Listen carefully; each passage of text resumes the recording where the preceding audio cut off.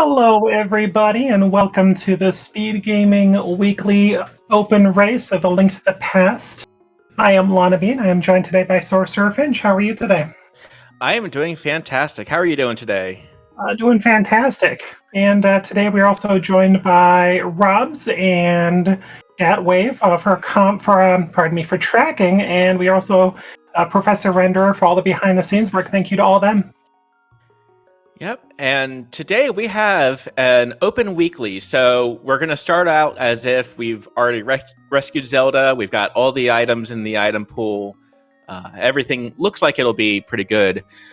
I don't know, Lana Bean. What are you looking for from our racers today? Well, I do hope everything is reasonably good. The qualifier this morning, I think, would have taken a lot out of people. But we could just hope for a fair seed that doesn't troll too much, but maybe just a little.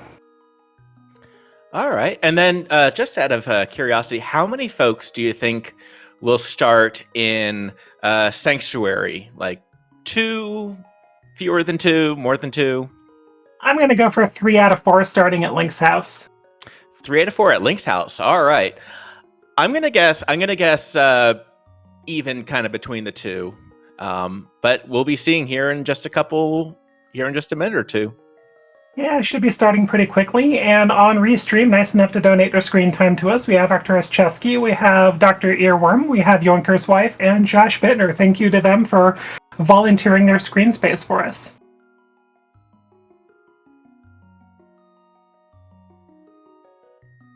Yeah, and it's going to be a pretty busy race otherwise, because there are a total of 21 racers, but it looks like we are going to be getting started here in just a couple seconds.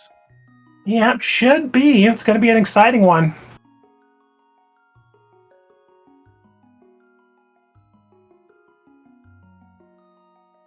All right, and there's the countdown timers on Dr. Earworm's and Yoinker's wife's side. Those are just countdowns to when the race actually starts. And there we go. We are off. We have 3, 4, all 4 getting those arrows. We are both not accurate, but that's okay. And I see crystals in Hera and Desert Palace, and then a green pendant in Eastern. That's what I saw as well. Looks like an Eastern vanilla crystal or a pendant today. That's interesting. And hey, if you wanted more arrows, then there you go. Our level 1 tree pool is just 10 arrows. Gun tree, get rewarded with sticks. And Uncle has explosives today. Explosives and just 20 rupees as well. Well, I suspect that's not going to entice anybody to do the front of escape yet. We're getting probably see a saving quit from everybody back up to Sanctuary.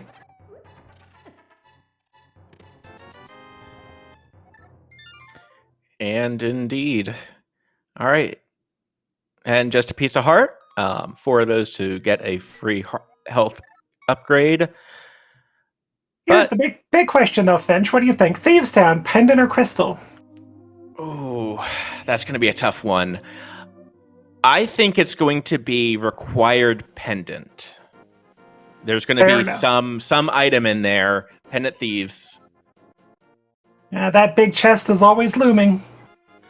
Right, and looks like Yoinker's wife is actually going to go ahead and go through escape with the 3 bombs. I stand corrected. It will entice Yoinker's wife to go up and check that.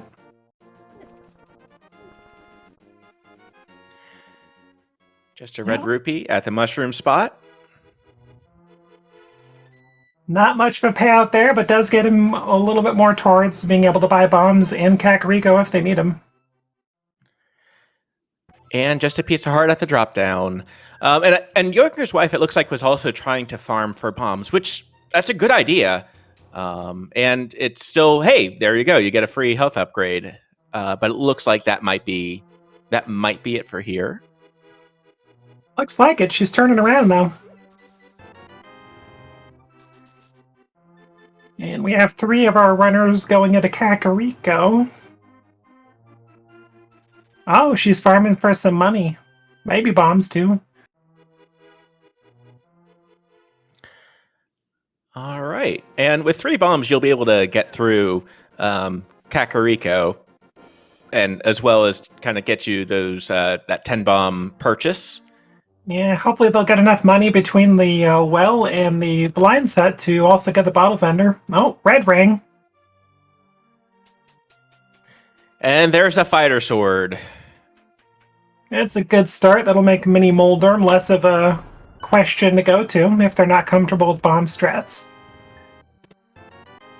And hey, if you pay 1 bomb to get 3 back, so that'll be enough bombs, I think, for the beginning of this seed. Still want probably a little bit more, but it's a good start.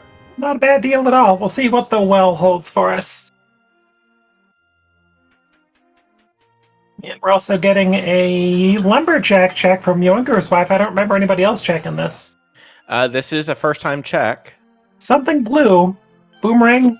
Bloopy, maybe? Probably. It could have been kind of Berna, but...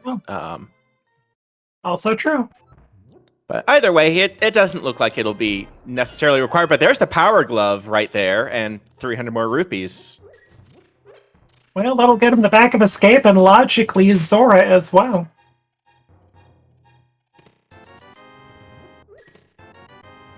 And hey, bottle vendor actually giving us a bottle. With blue goo, no less. Pretty good deal. 100 rupees. The bottle, the vendor in the potion shop charges more than that. Plus, it's kind of nice to just be able to make all your checks, as many of these checks as you can in Kakariko in this early game. You get to check with the sick kid. Very true. Saves the trip back to town. You always worry when you get that first bottle in South Shore, and suddenly you're like, oh, do I go back to Kakariko for 1 check?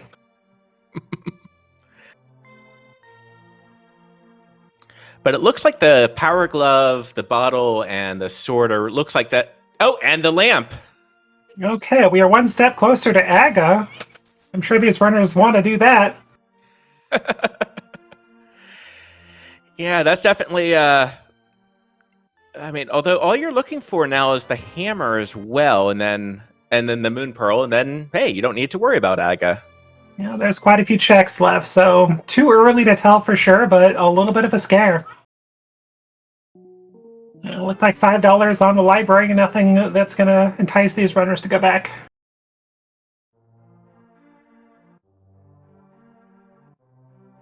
And just 10 arrows on the race game. So the folks who are checking race game before will be able to save a little bit of time there. Josh Bittner opting to start at Sanctuary again. Ooh, looks like a back of escape check likely, or maybe a sequence, or maybe a check up Death Mountain. We'll see. All looks right. like Dr. Earworm doing the same thing.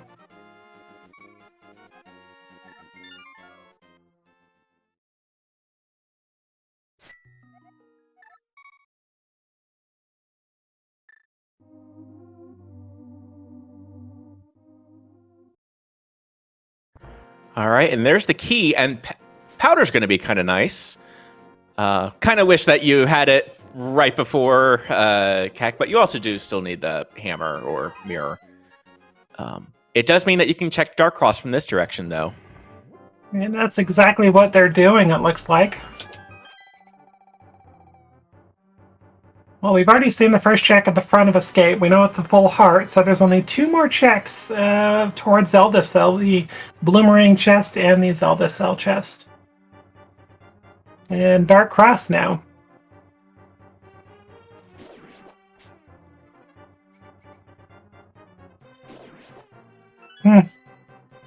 Not much there.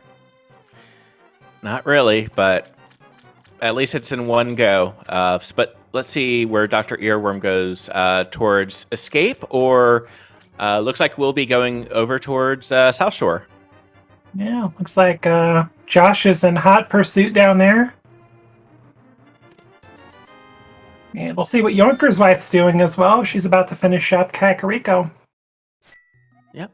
And meanwhile, Tusky, it looks like will also start at Zelda, and we'll go down towards South Shore.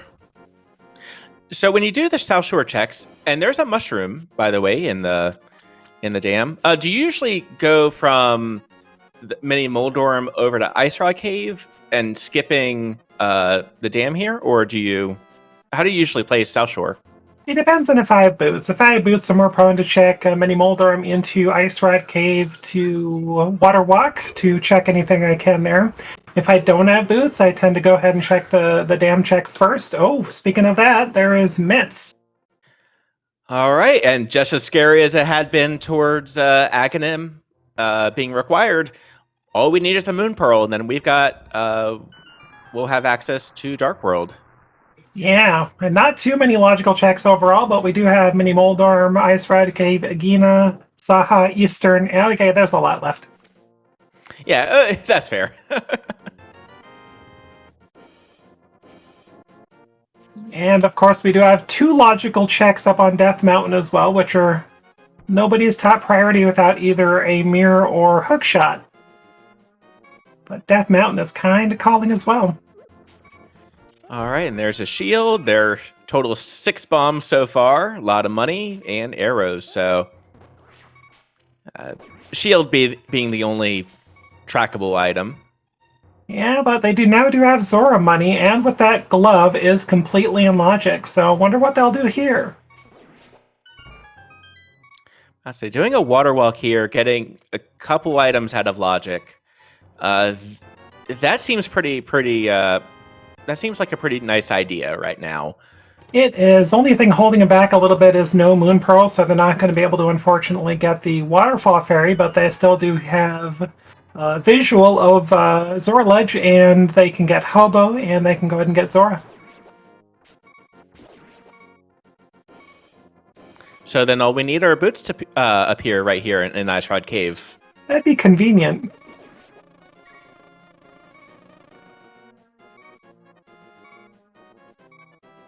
And we just get some antioxidants instead. Have some blueberries.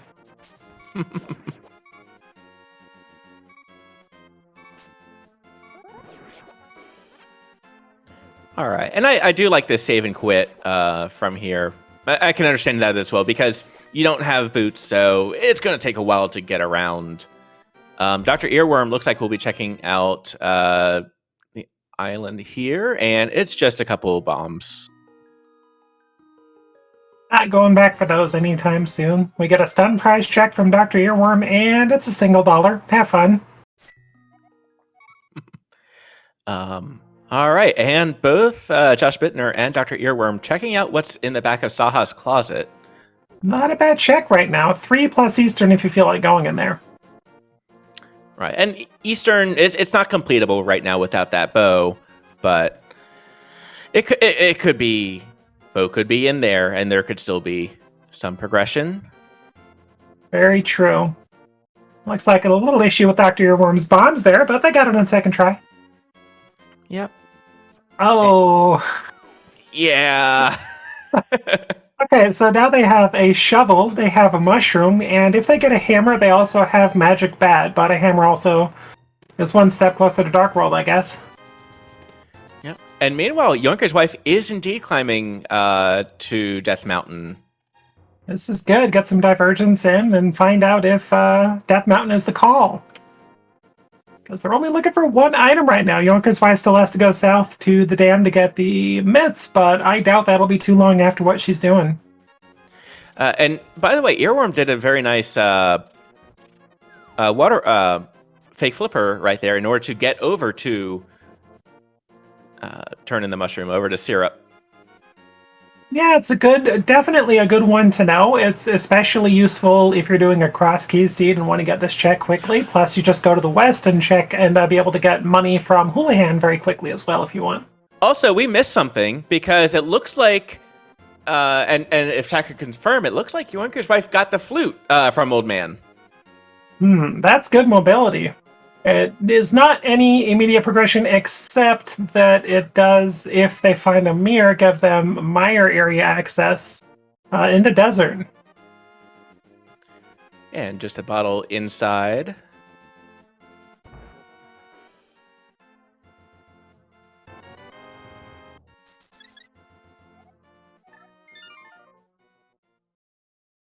Yeah, looks like second check, the Bloomerang check in Escape is just 10 arrows. Seems to be a common theme so far.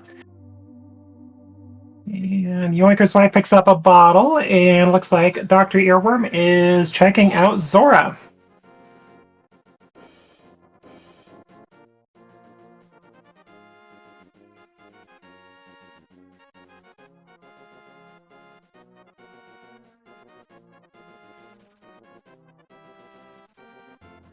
Just making another remark. At this point, there's only 3 or 4 hearts, and there's a Master Sword.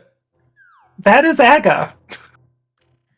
And it looks like just a map in Zelda cell, so decision time for runners. Do they go check all these off checks? Do they just bite the bullet and hope for Aga? I mean, my opinion is you don't typically do Aga until you at least find the Moon Pearl, and Moon Pearl means that they have Dark World access without Aga. So, unless there's a Moon Pearl or something which leads to Moon Pearl on Pyramid, they're still looking pretty good.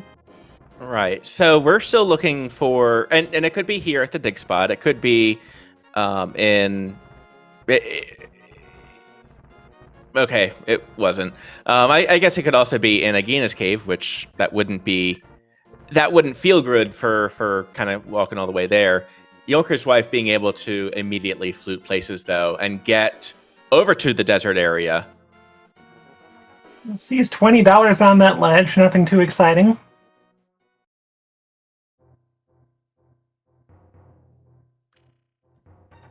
Yeah, this could put okay, and Dr. Earworm is also going towards the desert area.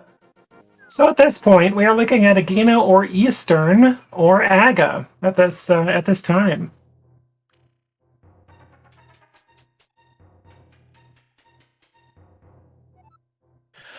Oh, I hadn't realized that was Yonker's wife's last bomb. Uh-oh. Now she's got... Ooh, that is a mirror. That actually gets them desert access. Maybe something required that gets them... what, Checkerboard Cave may have a Moon Pearl? Who knows? Right, and now that also opens up Hera potentially. Oh, that's true as well, actually. Oh, And if they... never mind. It does because I forgot about that lamp. Yeah. The 50-50 bush turning, or the 50-50 rock turning out well for Yonker's wife. Well, this has been an interesting race already. yeah, looks like we're getting a bunch of breadcrumbs, nothing pointing in any particular direction. It's like, hey, go check desert or checkerboard, or go to, I guess, up to Hera if you want to. And it looks like we are getting another lumberjack ledge check from Dr. Earworm. That's true. Something blew up there. Let's see if we can find it this time. Oh, Bloopy. We're good. Yep.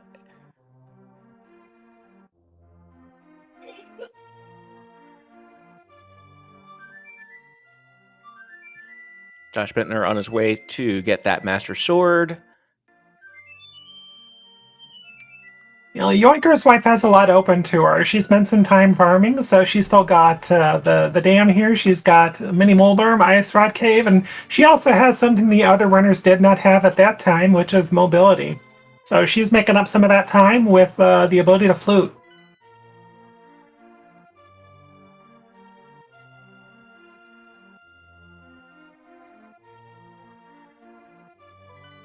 For some newer runners, it's hard to think about checkerboard. I do hope that everybody is aware that that is a logical check currently with their equipment.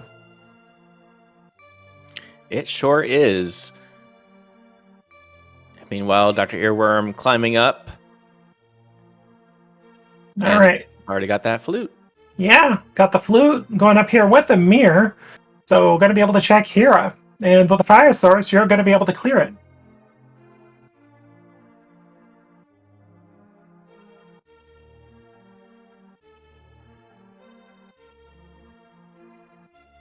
Yoinker's wife picking up that evil shield.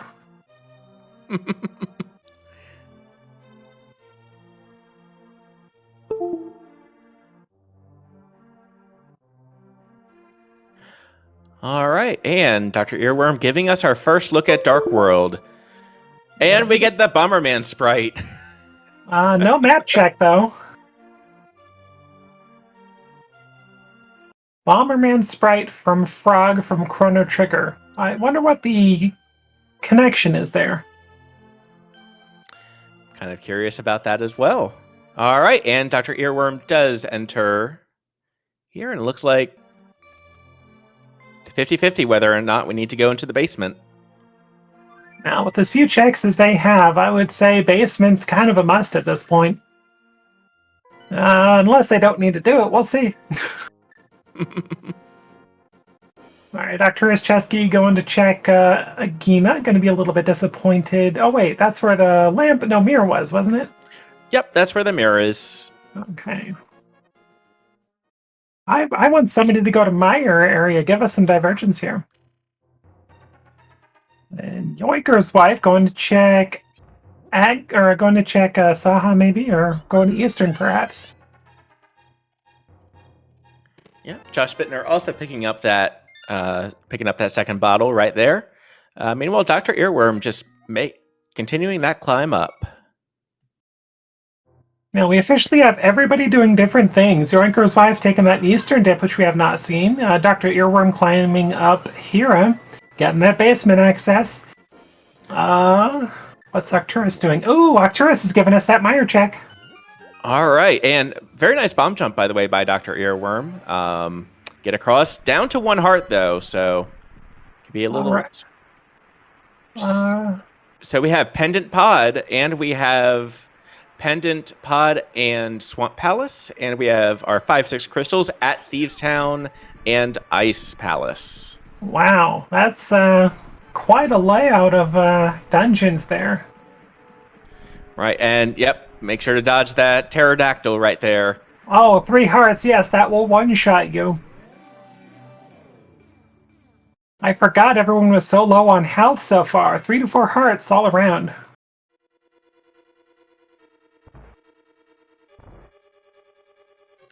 And a Quake Misery Mire.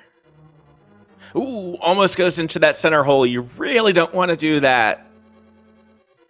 Alright, we've got a Boots Lock Desert, so they're going to have to come back with boots wherever those are. But meanwhile, there's a heart container over on Dr. Earworm's side, and at the 20-minute, 26-second mark, Dr. Earworm does get that first crystal. And nothing out of desert other than the knowledge of needing boots. Which can still be worth it, and good. Arcturus is continuing along to Checkerboard Cave. And looks like Dr. Earworm is going to do basement. Good call.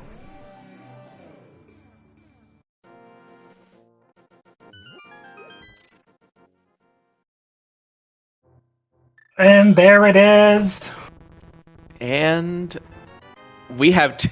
Now, where is that Moon Pearl still, though? That's true. So far, we still have Aga access, but without that bowling ball, we can't really do much in the Dark World. And we are quickly running out of checks. I think Yoinker's wife is the only one giving us some unseen checks so far. Yep. And then Dr. Earworm checking out the basement of Hera. Those are pretty much our remaining checks at this point.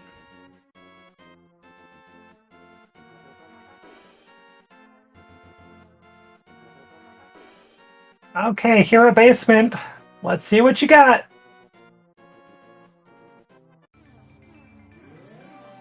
Love. Just a little bit of love right there. Well, I guess a lot of love. It's 4 pieces of love. That's true. Hera did come through with a little bit of health. But that's it.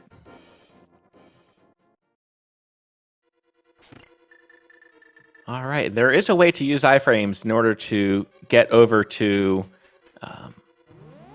use iframes in order to pick up the pot on Yoinker's wife's side, but did come very close to running out, and just a couple rupees. Okay, so unless I'm mistaken, this appears to be an Aga seed. Oh wait, we've got magic mushroom. We have one check left. Magic wait. mushroom was checked already. We have powder with a hammer. That's right. Oh, we have magic bat. That's it. That's our last logical check until Aga. Oh, and Eastern Death Mountain with the mirror and with the hammer. Oh my gosh, I completely forgot about that. With this trickle of items, I didn't even think about that. And whether or not they want to or not is a whole different matter. I think Arcturus Chusky's in the best position right now to be able to do that with that hammer. And Dr. Earworm pretty soon is going to wish they had waited to go up Death Mountain. Oh my gosh, Arcturus falls down that middle hole you were talking about, or maybe they did they do that intentionally? I think it was a different hole, but it was 2 floors down. Oh lordy.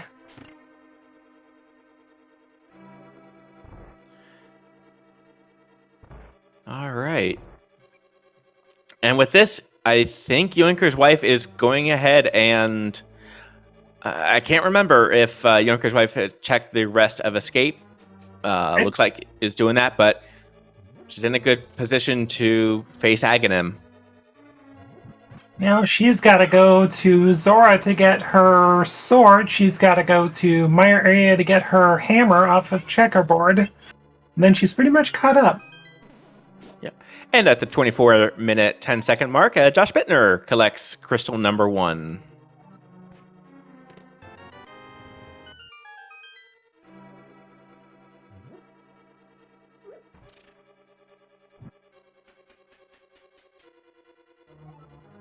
Well, Eastern Death Mountain seems to be the play right now, but Magic Bat could be the answer.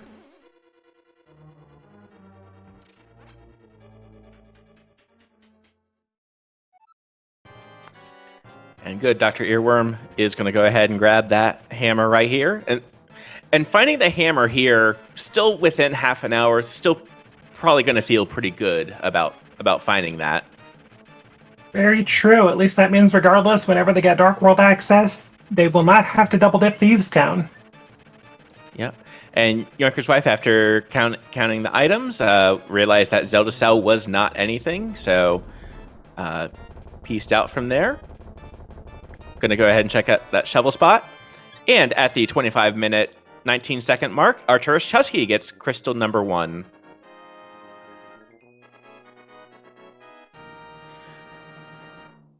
All right, Lanavine, what are you thinking? Is this going to be a good item here on Magic Bat or nothing? I'm going to say nothing. I think East Death Mountain's our answer. We'll see, though. And it is indeed nothing. So, yeah, we're looking at it. We're down to East Death Mountain and Aga. Not much left. Yeah, not much left. If they don't find a Moon Pearl in East Death Mountain, then it's an Agaseed. Yep.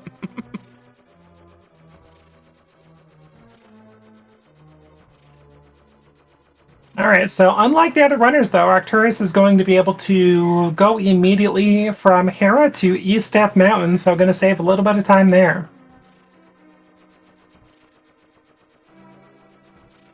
And from the looks of it, going to be checking stuff about the same time as Dr. Earworm, and Yoinker's wife is going up Death Mountain now, too. All right, and Josh Bittner mirroring and then immediately leaving. It might have been just to shake off that pterodactyl. And there is that heart container right there. And Dr. Earworm will be the first to bring us over to East Death Mountain.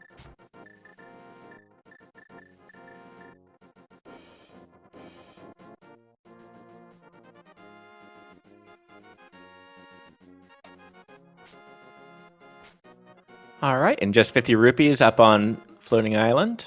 Gonna go ahead and do Spiral Cave first, which it never feels good doing this without boots. Well, routing-wise, it does make sense given their situation. It does. It still doesn't feel great, though. Correct. Alright, looks like Yoinker's wife getting their Dark World look at the pendants and crystals.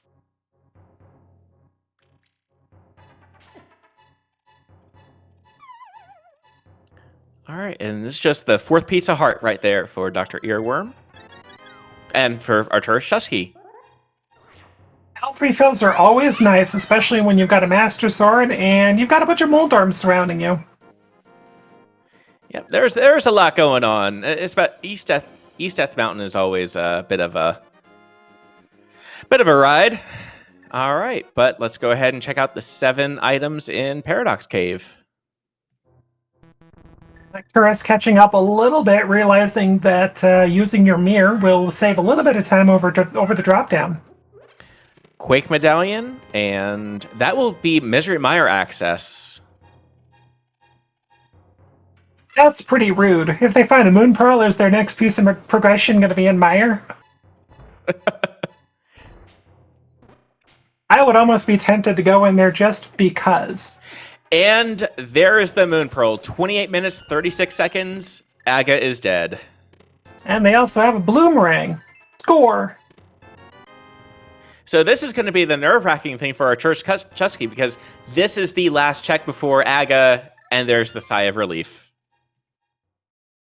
And Dr. Earworm realizing that Moon Pearl and those mitts mean extra checks on Death Mountain, so they're not saving and quitting quite yet.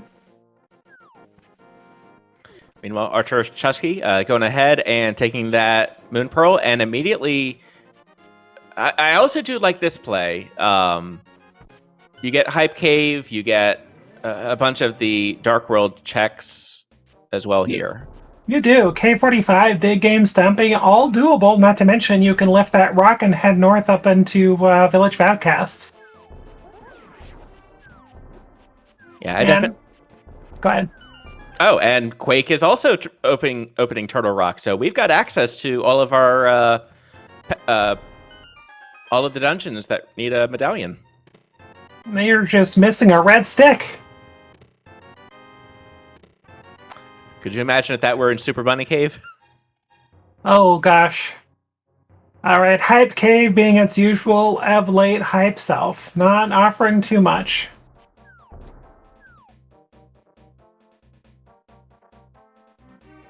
Alright, Yoinker's wife finishing up Hera, but I think they still have to go to the Mire area for their hammer. Right, and there is a piece of heart and a green. So Super Bunny Cave was not the answer. It's good info. It's good info to know that, hey, once you get the Cane of Samaria, you can go immediately into Turtle Rock. But Arturus Chusky checking out the pod area. Interesting route. Going straight into pod, no bow. It does give you the opportunity to go into Eastern as well if you want to, with that mirror. And looks like Dr. Earworm electing to go to Outcasts and route from the north. And Yoinker's wife at 3051 getting her first crystal. Oh, and that is a good point brought up. Arturus Chusky still has the blue goo, so could use the mimic clip over here to go ahead and or use a potion glitch here, and just a piece of heart over in Treasure Game.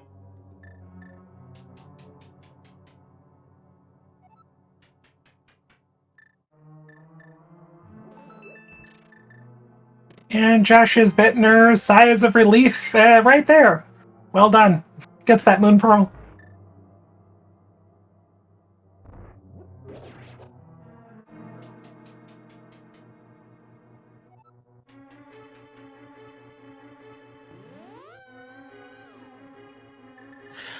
Oh, Arturus Chusky pulling out the ice rod. That was the first check in pod. Well, that's interesting. Pod is a pendant, so it doesn't guarantee anybody will be checking that anytime soon. And they are doing the potion glitch. And well done. Well done.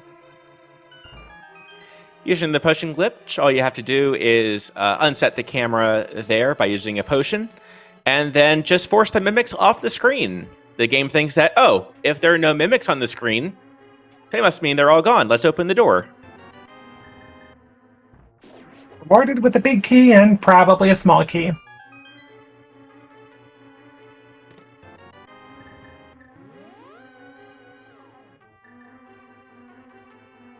Well, we are bow locked out of pod, so unless we find that second bow, then the game does expect you to have the bow going into the dungeon.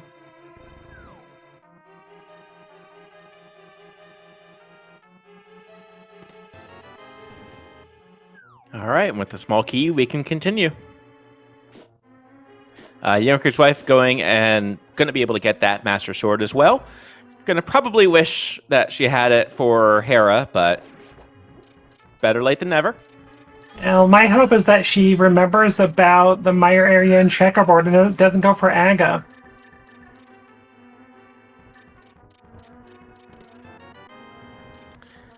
That is a good point. Because, yeah, definitely do need that hammer.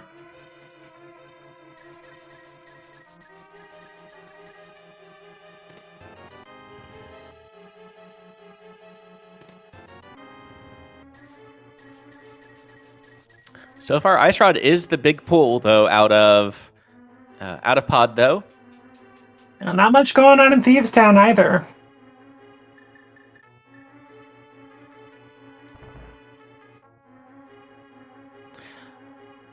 Also, as another remark, we're still on green mail.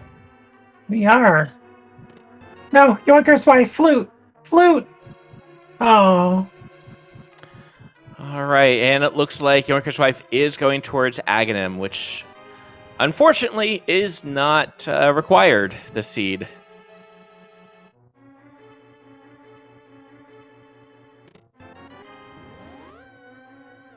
And it looks like pod is empty. Aside from the ice rod, the 100% required ice rod. Arcturus still has that fighter sword too. They have not been to Zora. I didn't realize that. Now, they do have the opportunity, though, to combine it with Catfish while they're in this area if they decide to do so.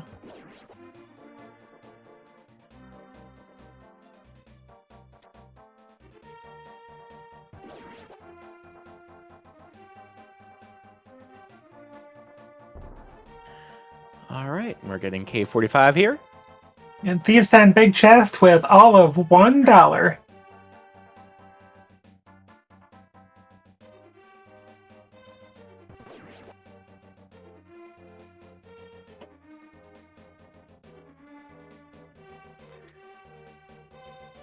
Looks like a pyramid check from Arcturus Chesky.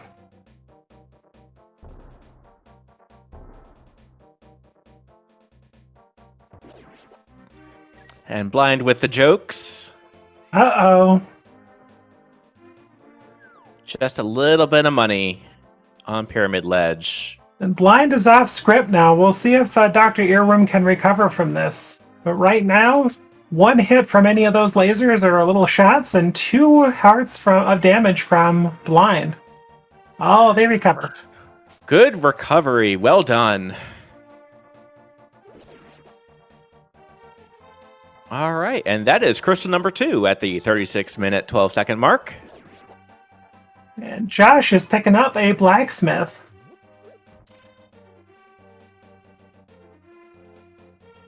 Oh, that's some good game knowledge from Yoinker's wife, picking up that heart. Only 2.5 hearts at this point, and you're pretty far up here as well, so you really don't want to take a death here. Well, they do have that blue potion as backup, but I bet they do want to hang on to it for a more dangerous situation in case you have to go into... Ooh, good fairy drop, but in case you have to go somewhere into Turtle Rock early or Mire early, good to have extra protection with either mail or from Blue Goo. Yep. And Hammer Pegs just being a little bit of money. And same thing with the brewery. So where do you think our next progression will end up being? That's a good question. My fear for the runners would be if they found something like Flippers and suddenly had to go into, like Swamp Palace without the hook shot. But right now, with what we've seen, gosh, what else is open? It's got to be something like Graveyard Ledge or Skull Woods. Yeah, Skull Woods feels better to me. Just being able to see kind of what's in the front. Josh Bittner, by the way, picking up some blue armor right there. So Protection, and Arcturus did mirror from the Catfish, got his Master Sword off of the Grumpy, or got it off of Sora. all right, and looks like Smith Chain. It was just the armor right there that was useful. It's good safety. Oh, is Josh Bittner going into Meyer? It can open up Meyer, but yeah, without the boots and without the hook shot, not going to be able to do much. Good point. Rarely come into these situations. I sometimes forget about the small stuff. It's kind of like going to desert early, finding some progression, but not having a glove, and then trying to go to the back. Although this is the first check of Meyer Shed, and there's the boots. Oh, well, hi, there's boots. Meyer. There's Wait, Meyer. That was in the same chest as the qualifier this morning. What the heck? Who copied and pasted? Right? And that does unlock desert now. So the key for desert just in the next world over. Wow. So close. So you had to go there once for your hammer, go up to Death Mountain, and eventually come back for your boots. Good grief, game. Oh my goodness. Yonker's wife is fighting Aghanim right now, doing a pretty good job so far. So at this point, for go mode, we need, what? Flippers, hookshot, bow, fire rod, and Samaria? Yeah, we're still a ways away. And down goes Aghanim over on Yonker's wife's side. Still looking for the pearl, which unfortunately is up in Paradox Cave. But requires the hammer over on Checkerboard. And this is about the point Yorker's wife is going to say, ah, crud, what did I forget?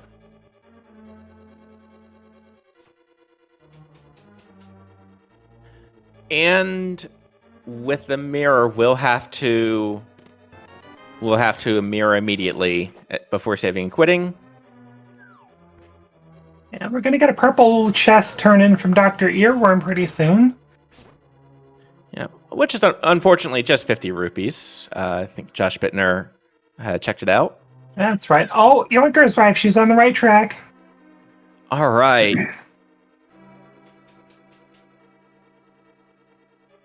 Oh, and we did get pointed out that we missed. It looks like Samaria was in desert. So Josh Bittner's in the best position right now, it seems like. Oh my gosh. With the boots, that does unlock fire. That sure does. Now you would still want to hope for a very early 2 items and big key in Meyer. You don't want to have to go too deeply in. Although at 8 hearts isn't as bad of a situation as it was just 20 minutes ago. True. Only thing they're really missing that would really help them would either be one more sword or some sort of protection like Berna or a cape.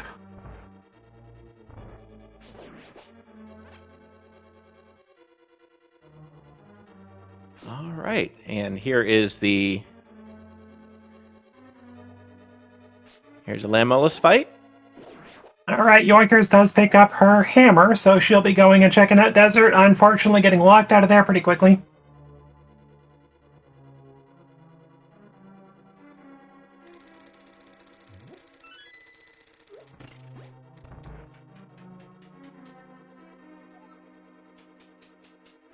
All right, but Arcturus really having that wild card, having that ice rod out of pod.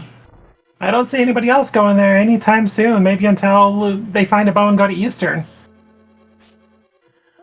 Right, and that is at the 42-minute, 8-second mark. Josh Bittner does get crystal number 2 in Desert.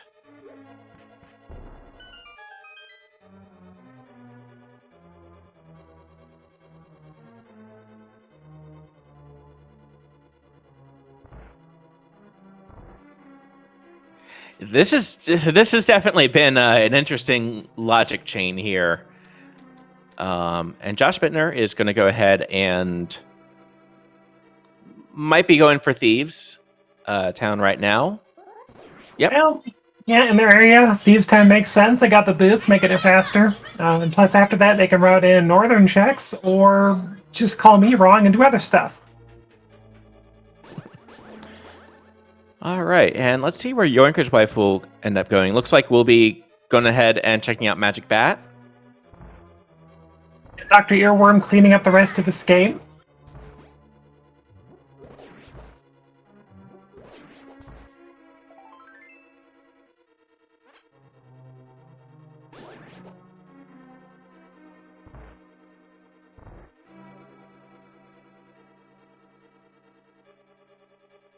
If recent logic has told me anything, if you have reasonably early logical access to the Mire area for Mire Shed, check it. It's going to have something. It's a pretty quick one as well.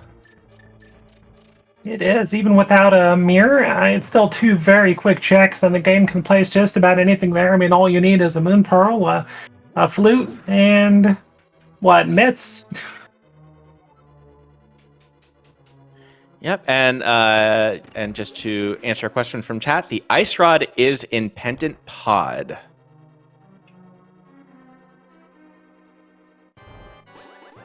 And Yoinker's wife is heading up the mountain. We'll go ahead and pick up that Moon Pearl.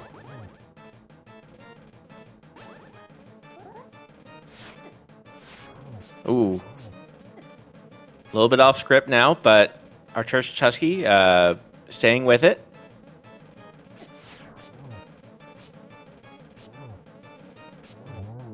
Ooh, and well done. Blind goes down. That's going to be crystal number 2 for our Church Chusky at the 44-minute, 39-second mark.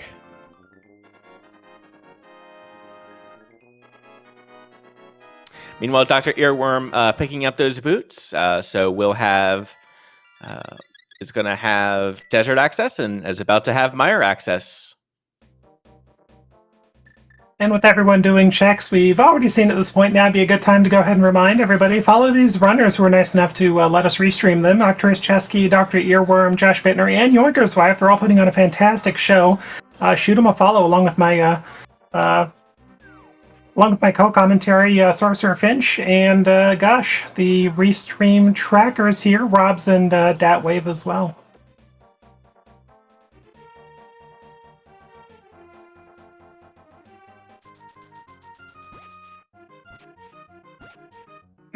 If you're in their situation, with at least what some of them know, where would you want to go, Mire?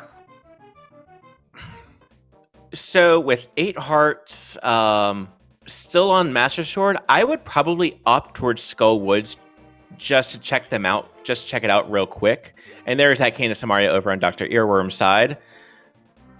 I would opt more towards Skull Woods just from a safety perspective, but Mire, just because Mire could be a bit of a mire to get through.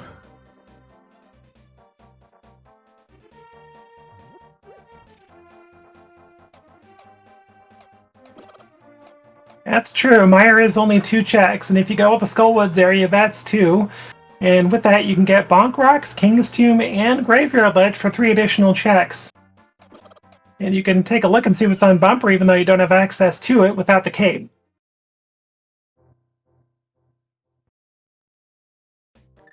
Oh, Yoinker's wife unfortunately taking a death at the top of Death Mountain.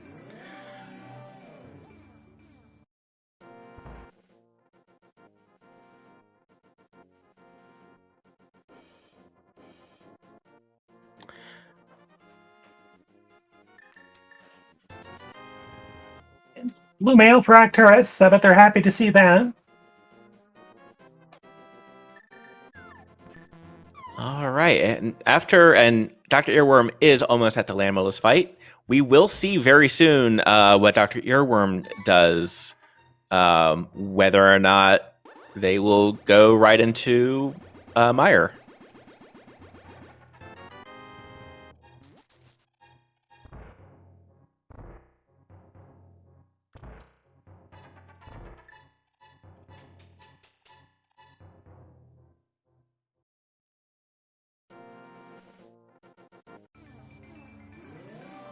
But yeah, for item density, while you are already in Mire, it is pretty quick to get back to the Mire area from. And there goes Christian number 3 over on Dr. Earworm's side. GG. Well done. All right, and Josh Bittner just lost Sword Beams, but using the Cane Samaria to good effect. Because that Cane Samaria will also count as hits against Blind. Well, and if you're these runners, I think one thing you don't really necessarily want to see are the flippers. That could point you into the swamp area, and with swamp being a pendant, if you can avoid seeing flippers throughout the seed, it's logically required for ice, but by no means these runners won't be locked out of it. Right. And we do have a Mire Dip from Dr. Earworm's side. Okay, 2 potential items here. And it does look like Josh Bittner is heading into Skull Woods, so we're going to see which play ends up being the correct one.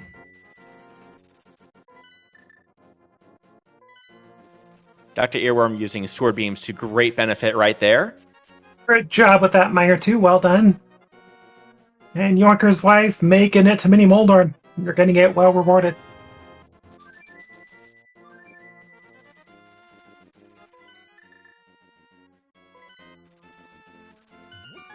All right, there's a small key in that first chest.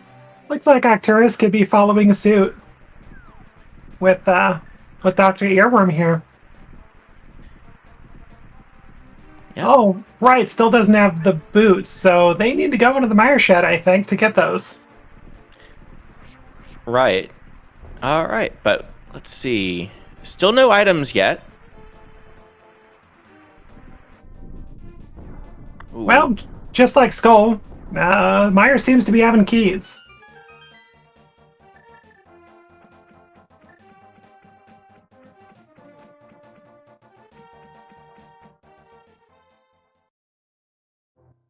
And item number 1 is not a whole lot right there. Yee.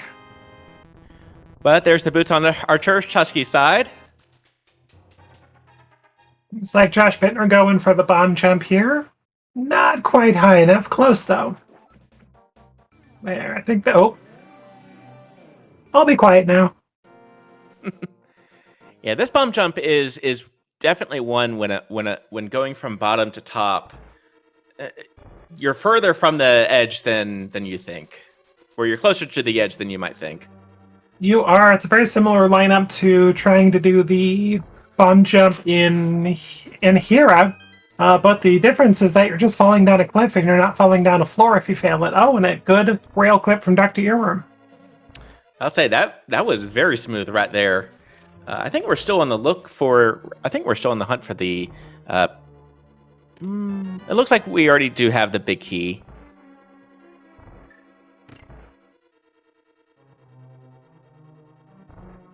We're just looking for items now. And Josh Bittner did get kicked out of Skull Woods. Well, probably going to head east here, hopefully, and check out a few things, including boots checks.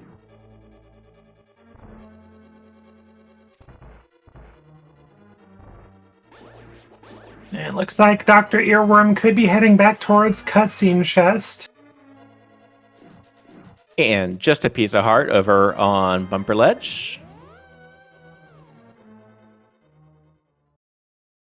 And new check coming up from Josh Bittner as well. Did they already get Bunk Rocks? I don't think they had. Huh. Wonder if they're riding from east to west.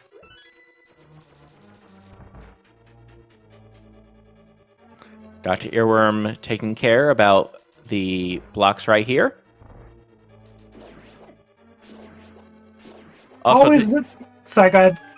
Sorry, yeah. Always a little bit more of a struggle with the lamp. And there is a can of Burna up in Graveyard Ledge. Useful for Mire. For Mire, and that will also give Spike Cave. Good point. Now, do you want to go up to Spike Cave as your next check? Probably not. And there's a tempered sword. But with that Samaria, that does technically give you TR access too.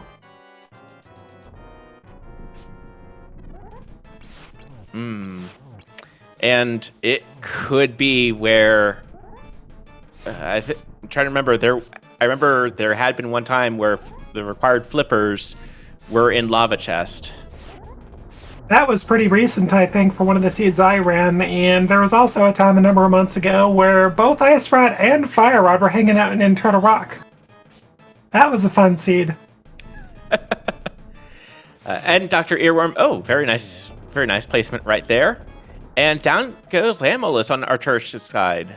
And 53 minutes, 31 seconds. That is crystal number 3. And so far, nothing out of Meyer, I don't think. There was a cape. It just didn't. It won't lead to anything, unfortunately. But it's there. It's still safety. Yeah, that's where Harry Potter left it. My gosh. All right, and Arcturus is opting.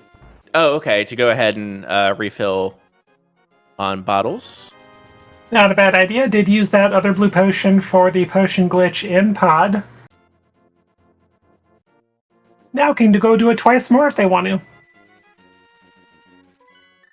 I'm thinking there's going to be a bow in either Bonk Chest, in Hookshot Cave, or in TR.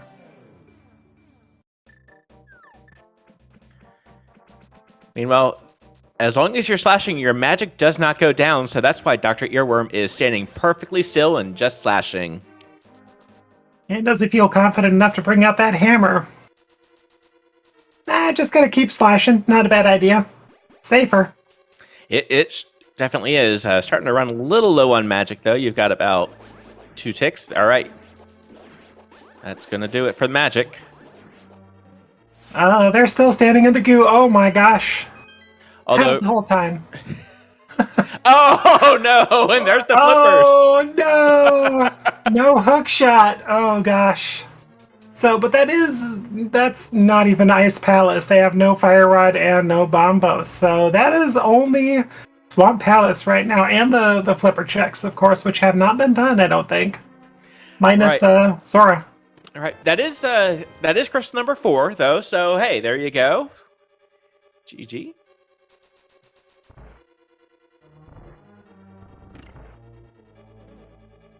But oh my goodness, do we have an exciting one today? Saying no to those flippers, though, saying, I'm going to go check Skullwoods and East. They're going to get rewarded with a sword that they're probably going to wish they had back in Meyer. That is a good point. Josh Bittner will definitely have a much quicker Vidi fight. Looks like 2 more of our runners are now in Meyer with Josh Bittner and Arcturus Chesky.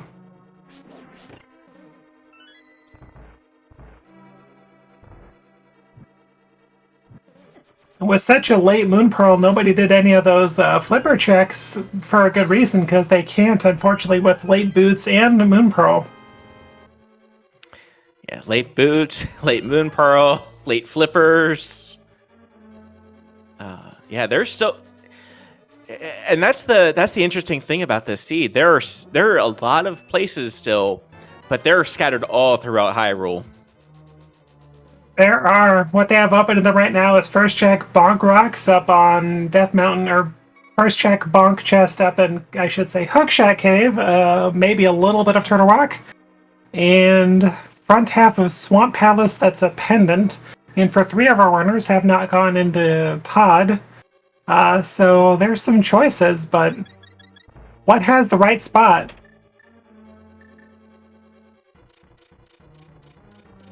All right, and Josh Bittner lining up the blocks.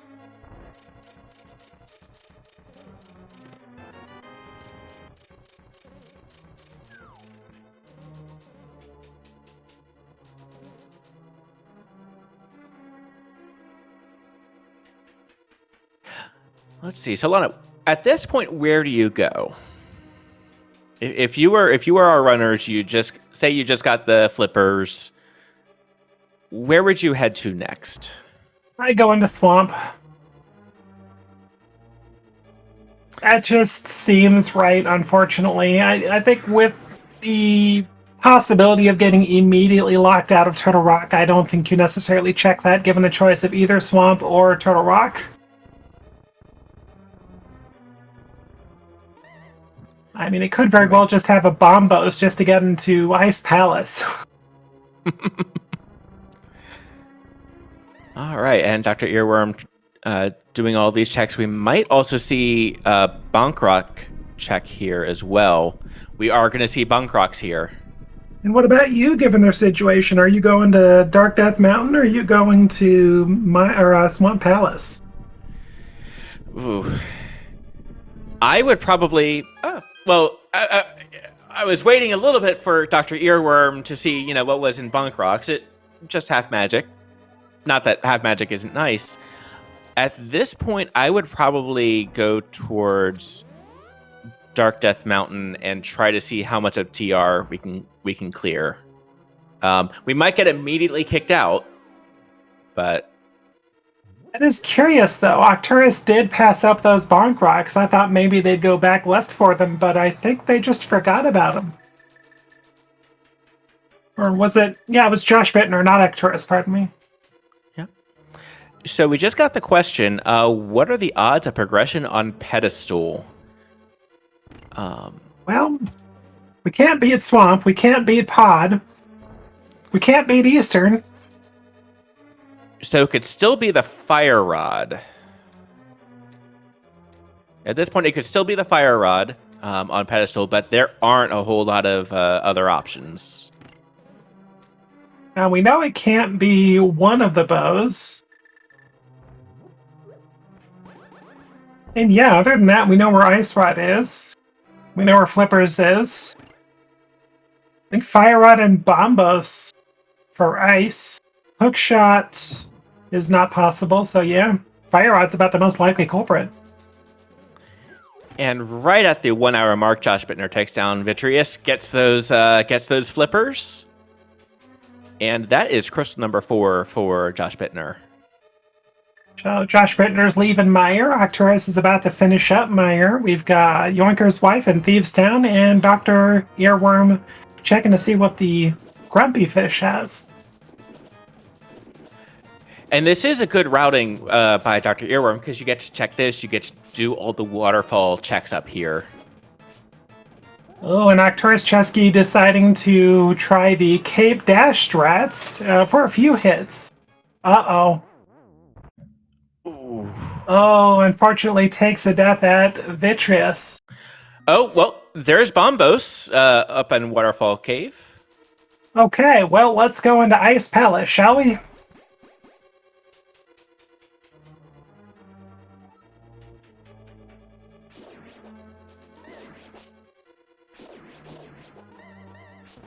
And I'm just thinking, at least we've got the Cane of Samaria. True, Icebreaker is a thing.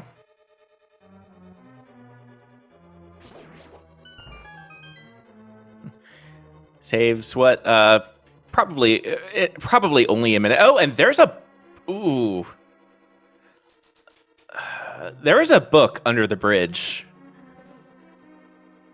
Well, that is 2.5 more checks. That'll get you your pet check. That'll get you Bombos and Ether tablet, but they're all kind of out of the way.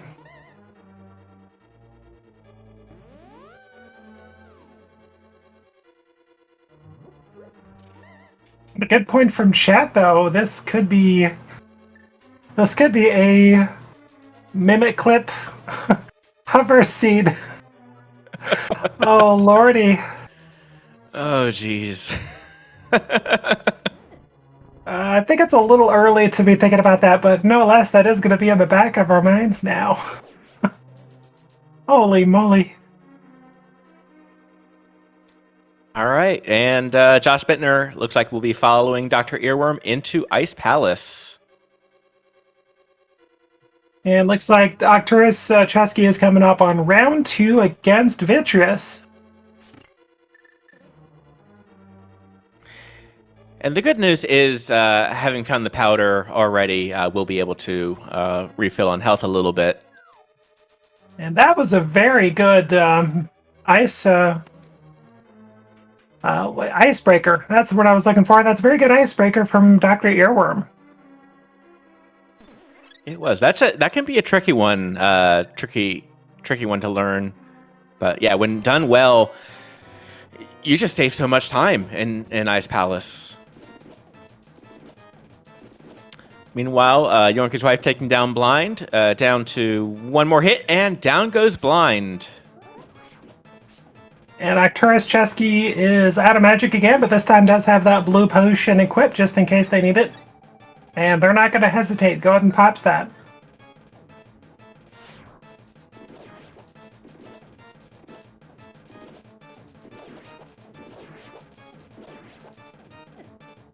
Uh-oh.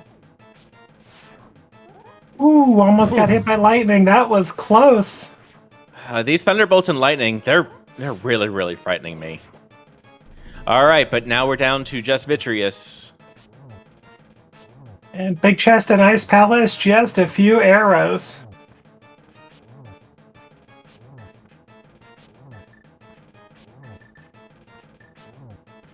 Josh Bittner going for their icebreaker.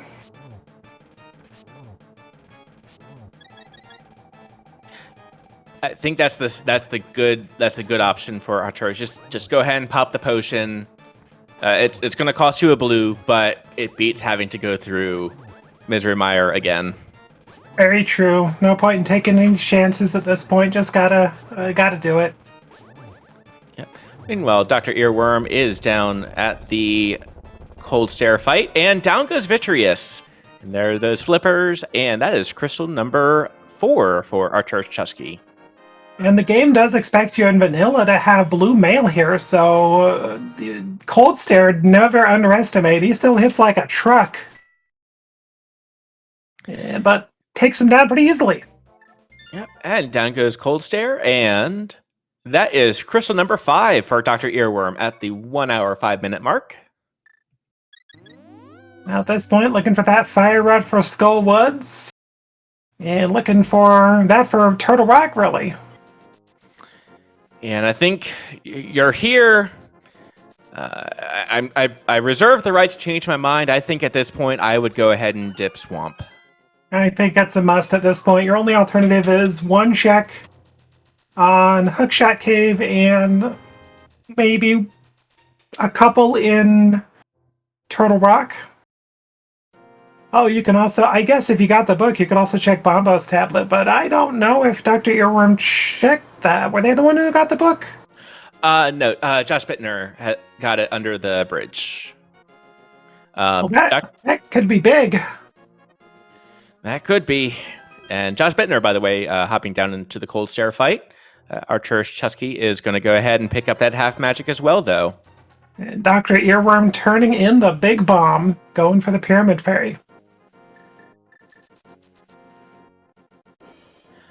Oh, and that's a good point. Right now, Arcturus is the only one to have even dipped Pod. So the only one with the Ice Rod, but we'll see if we find a bow somewhere. That is interesting. If they find a Fire Rod, I think the rest of them are probably going to full clear Turtle Rock up until Laser Bridge before they go into Pod. Although one of the nice things about Dr. Earworm's route is you go ahead and check this, then you can go ahead and check under the bridge pretty much immediately.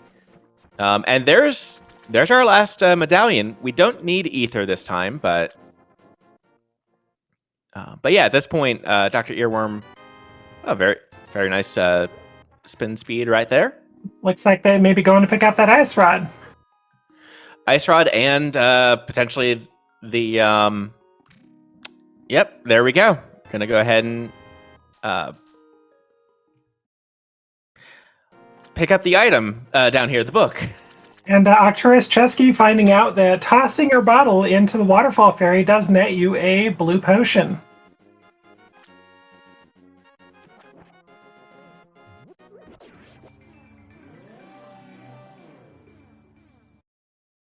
All right, Doctor, do you go check those book checks or do you go to pod?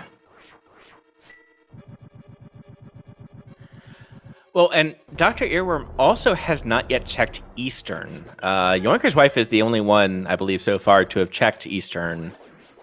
So, Yeah, she has not gone to Meyer area, though, with the Moon Pearl, so she does not have those boots for half magic and tempered.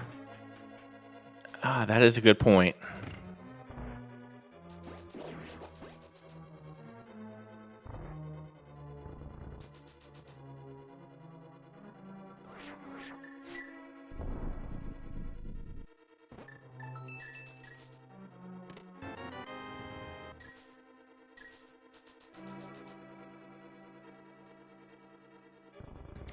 Not quite sure what the animation was doing there on the countdown, but Right. there's the. Hey, right, that kind of confused me. The door's open and the countdown's still going. I wonder what happened.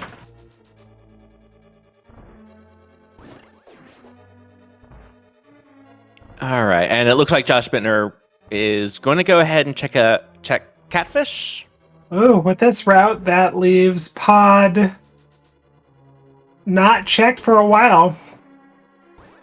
Not unless they flute to 5 and get to Dark World. I think that they're gonna not go to pod anytime soon from this route. But fortunately, Yoinker's wife just picked up those boots. Now she's like, ah, crud, I was just up at 2 boots checks. Yeah, and we'll go ahead and get those boots, finish up Desert, and then we'll also get that Cane of Samaria as well. But yeah, I think at this point I agree. Swamp Palace, it doesn't feel good, but I think that's going to be the option. Well, and Dr. Earworm electing to mirror and check Eastern before checking pod. Which makes sense. It is a green pendant, because if you find a bow, maybe you could just beat the dungeon and check that really quick. Yeah. And hey, if you can at least pull the 3 items out quickly, you're well, I guess you're right next to another pendant dungeon. So, and pendant pod is at least required for a little bit of the dungeon. But it looks like Josh Bittner is going to go ahead and check Bombo's tablet. Oh, that is a new check. We'll see if that's the play. Main thing they're missing right now is the Fire Rod. Unfortunately, if it is Fire Rod for them, I don't see them going to pod before Turtle Rock. Yeah, at that point, and there's the Cane of Samaria, and okay, so it is just a heart container over on Josh Bittner's side. Looks like Arcturus is falling into Ice Boss Cold Stare. Now, this is interesting. Instead of dipping Swamp, Josh is going to go ahead and check Pod Eastern. Well, it's going to pay off with that Ice Rod.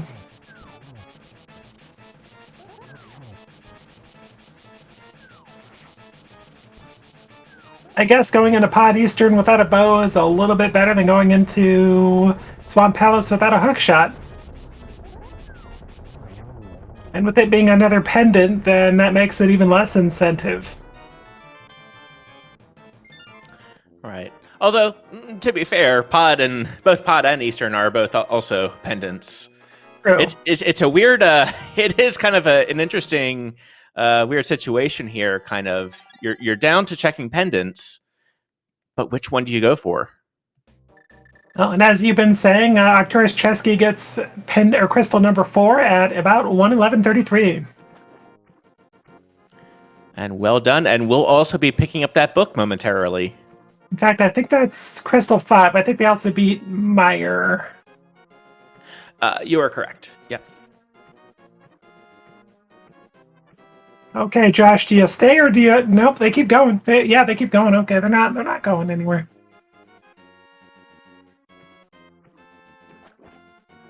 And Dr. Earworm pulling off the Mimic Potion glitch as well.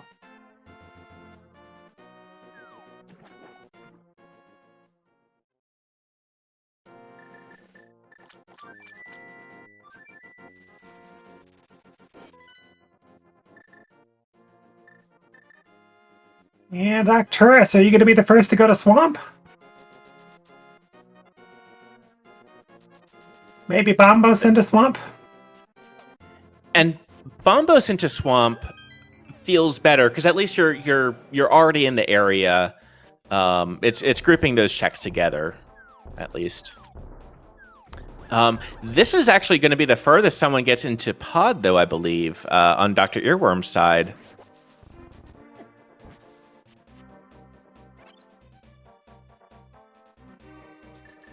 Well, we have 3 of our 4 runners with that ice rod now, so that's less for them to have to worry about hunting down later. Yep, and Dr. Earworm is going to continue along into Pod. Gets all the required keys there.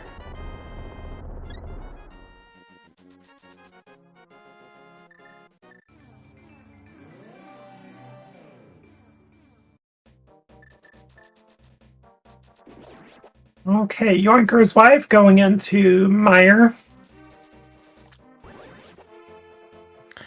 And it looks like we're going to try to see a hammer yump right here over on Dr. Earworm's side.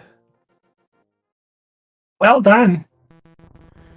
Well done indeed. And we are going to get a swamp play from Arcturus Chesky, so there's going to be some new checks. Along with Dr. Earworm going deeper into Pod.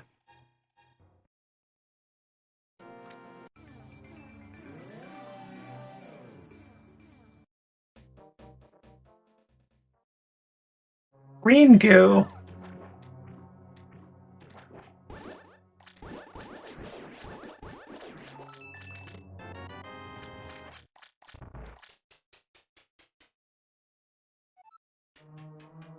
All right, and Yonker's wife into Meyer. We'll once after cleaning this out, we'll have the flippers at least.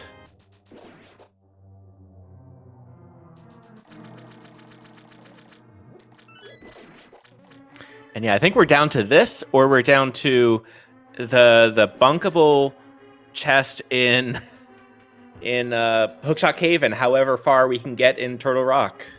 Yeah, seems so.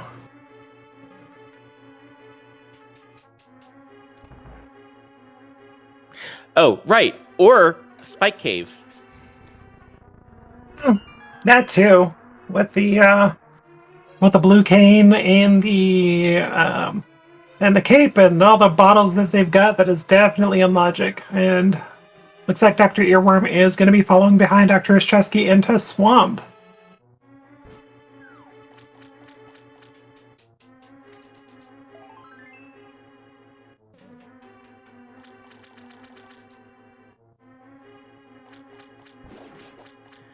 So let's see. If this were a fire rod ped, then we would need to find the bow and the hook shot very soon. Yeah, ped seems highly unlikely at this point with how late it is into logic, but you never know.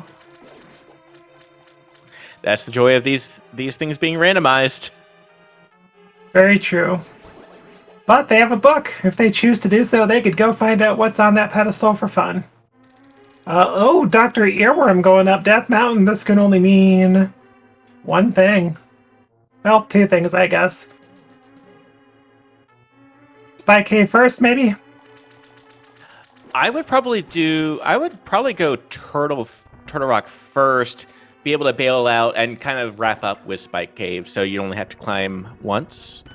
But you also do get all the checks up here. So here's Ether Tablet. And we're getting left side swamp from Arcturus Chesky as well. And just a lot of love. Nothing on Ether Tablet.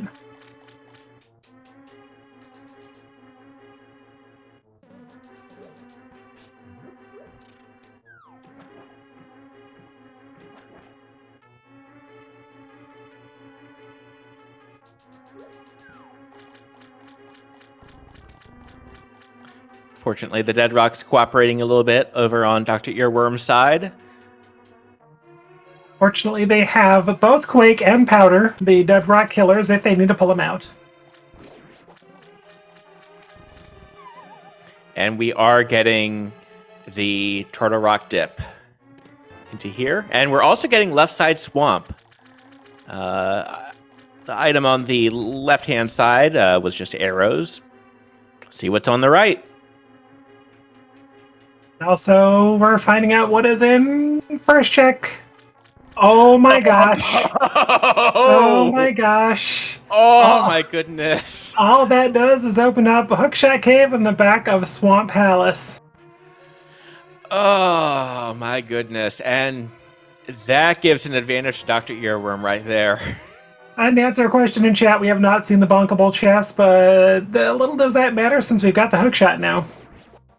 Oh my gosh! Okay, so we're in bow mode. Dr. Earworm can go immediately back into Turtle Rock if they want to. And this would be a hoverer's dream as well. You had boots early, you can come up and do hookshot cave, get your fire rod, go into Turtle Rock, get your hookshot. My gosh. And so, go ahead. No, yeah, with that, Ped is officially dead. We're basically in bow mode at this point. If they know Mimic Clip, they're in good shape.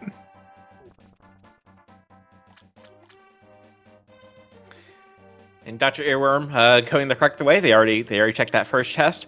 Josh Bittner is right on their heels, but is behind by a little bit, just by virtue. Oh, we're gonna get Spike Cave here.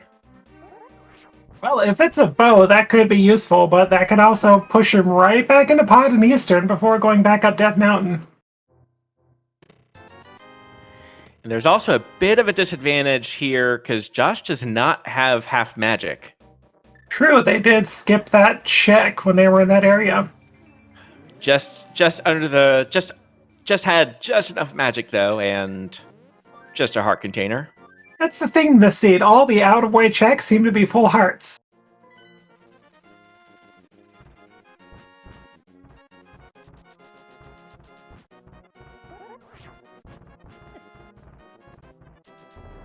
So we could be seeing a seed where both bows could be in GT somewhere. I mean, what else do we truly have besides the back of Swamp Palace? Oh, and well, Josh knows what's on left side swamp. Dr. Earworm doesn't yet. So if Dr. Earworm goes for left side swamp at all, that's gonna give Josh a little bit more time to catch up. But there are still a good number of places for that for one of those bows to be. And it looks like Yoinker's wife putting that cape to good use as well, knowing full well that swinging super fast will help your magic not drain nearly as fast. Good knowledge. And Josh Bittner getting dead rocked. Ooh. And just a key for a key. And That dead rock not having any of Josh Bittner's sass. Dead rocks are one of those things. It only costs a couple seconds, but man, does it not feel good. It does not. Yoinker's wife has to be a little bit careful, though. Down to 3 hearts. Unfortunately, this is kind of a timing. Once you get the timing down, and does have a little bit of, does still have the cape available as well. And down goes Vitreous. I'm really glad that I didn't jinx anything that time. Good job, Yoinker's wife picks up crystal number 4. We are going to see a... All right, and Josh is going to go ahead and bunk to this chest. And if that doesn't say go to Turtle Rock, I don't know what else will. And there's the bow. Oh, lordy. All right, well... 1 hour, 22 minutes, 14 seconds. Dr. Earworm is in go mode with the Mimic Cave bow. That's kind of ironic. We were thinking they might have to Mimic Clip, and it just turns into a Mimic Cave check.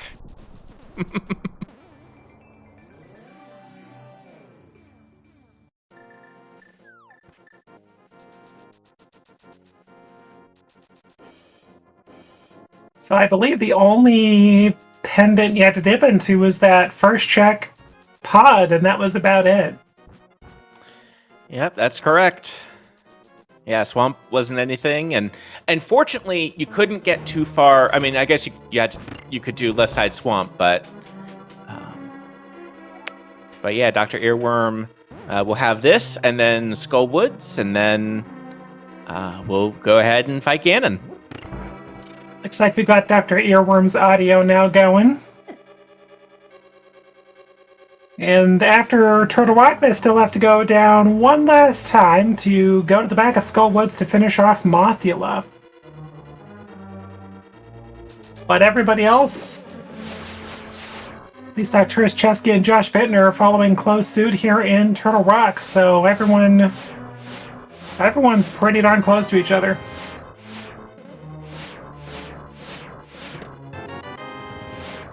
And there's the mirror. There's a mirror shield. Oh, Seed.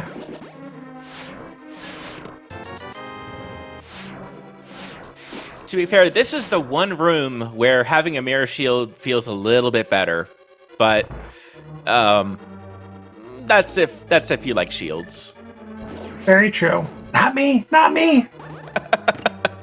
I am an anti-shield person. I am not afraid to talk about it. Tell us how you really feel.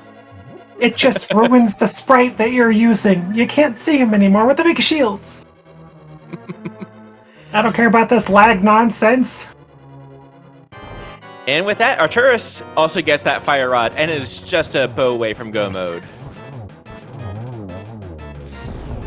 And an impressive fight for Dr. Earworm. Never mind, I jinxed it. Still impressive. All right. And on to the third head of Trinex. That's true, as said in chat, that mirror shield was French vanilla. And a nice quick kill on Trinex right there. Crystal number 6.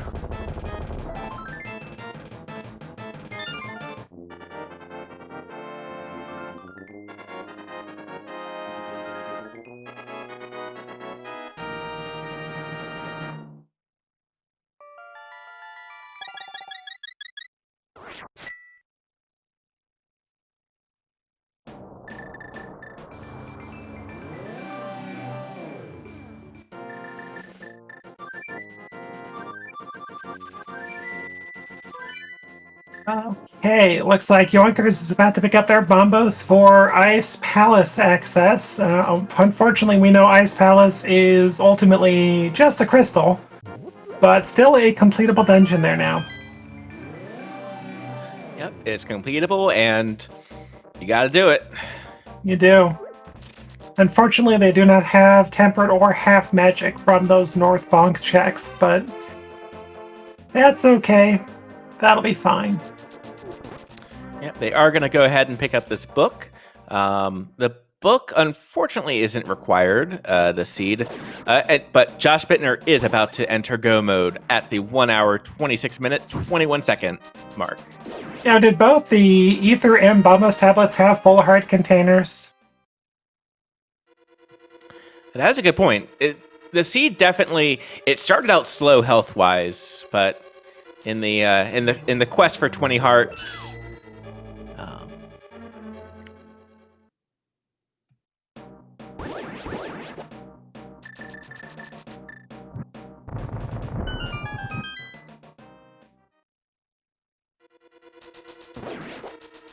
All right, and welcome to the back of Skull Woods for the first time. Hello, Skullwoods. How are you? Long time no see.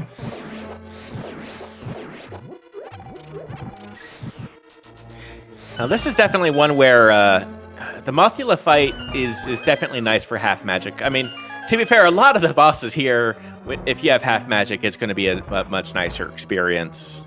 Notably, Cold Stare. And this one as well. Very true. When you're dealing with like Fighter Sword or anything like that, half magic and a Fire Rod can be a lifesaver. Doing a good job. Well done. Ooh, good fight.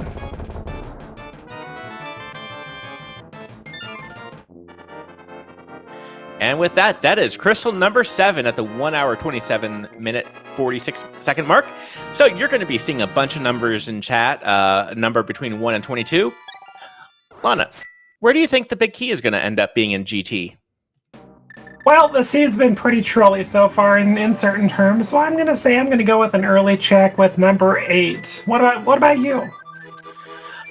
Let's see. I think I'm gonna go with number 12 today. Sounds good to me. And we'll be going by Dr. Earworm's numbers here. They'll be the first by quite a bit, but no less. They'll be the first into GT. Yep. But Josh Bittner and Arturus Chusky on each other's heels right now. And both of them are in, and Arcturus is also in go mode.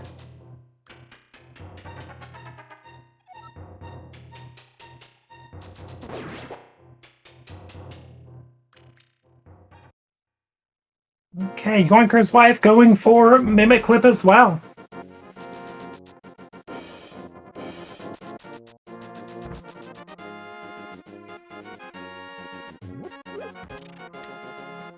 Well done. Well done. Good.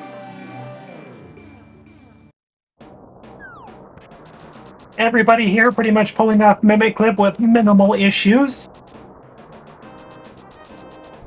And Arcturus Chesky getting that darn shield, whereas Josh Bittner was able to avoid it.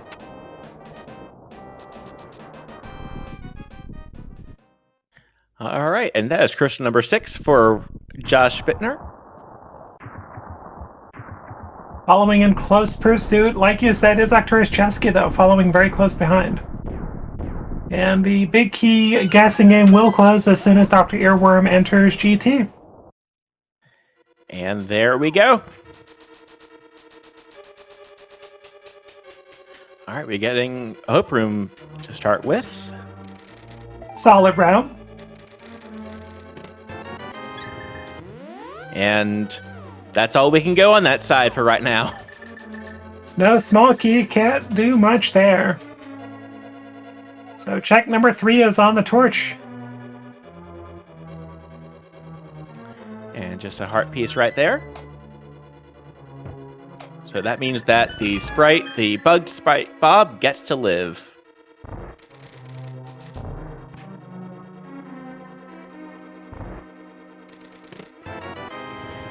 Four is a small key, 5 is a bee in a jar.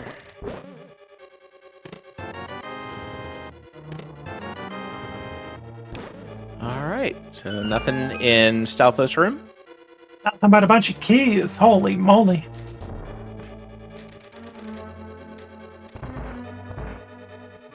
So I believe that's number 7 so far, is that correct? I think so. Number 8, just some bombs. Well, there goes my check.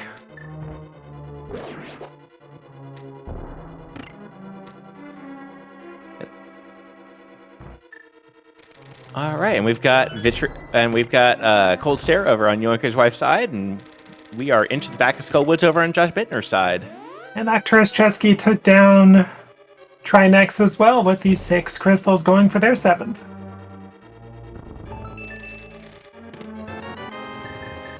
Nine is just some more blueberries. Gotta get those antioxidants. Ganon's always watching out for you.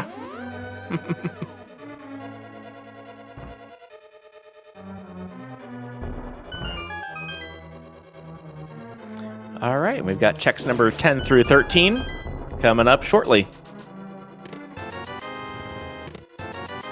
10, 11, 12. My guess is out as well. Ours were both blueberries. Also, we're all the way up to 13 so far. We are. And Arcturus is about to take down Moth. Well done for their 7th crystal. And Yoinker's wife picking up their 5th crystal. GG. So now Yoinker's wife needs to go up to Dark Death Mountain. They do. Let's see where they choose to go next. With those slippers, they could just as easily get duped into Swamp Palace. And there is Bob Sprite. Hi, Bob. Bye, Bob. It's all right. Bob's just over there hanging out on the other side. And Yoinkers is going up the mountain. Okay, this is very good for Yoinker's wife.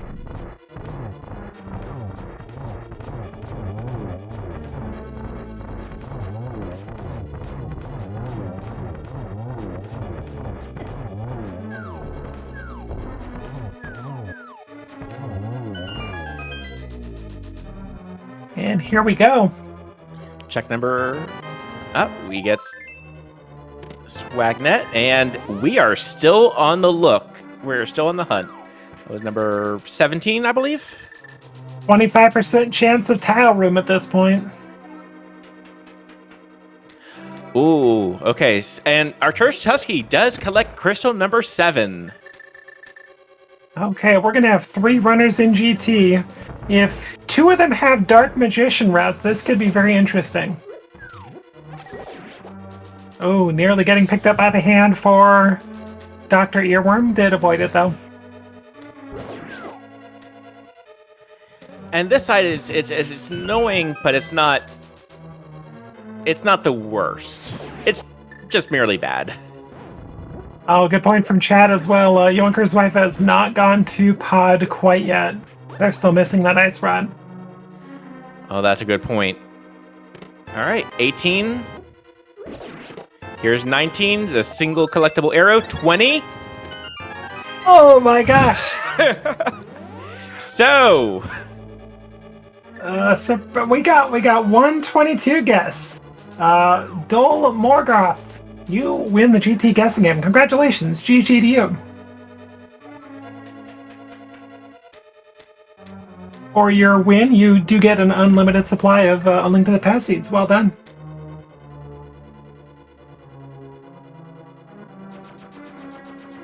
oh my goodness. And one of the nice things, though, about the tower room is as long as you're holding onto that wall, as long as you're using the cape, you don't lose any magic. And Yoinker's wife carefully realizing that she is kind of out of magic to check Spike Cave.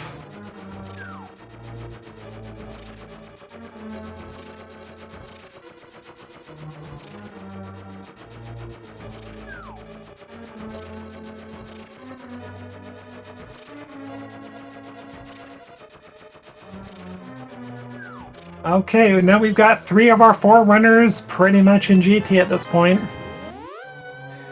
And there is the big key, check number 22. Okay, which one of these 2 we're gonna meme the tile room check first? Let's go. And have it work out in their favor.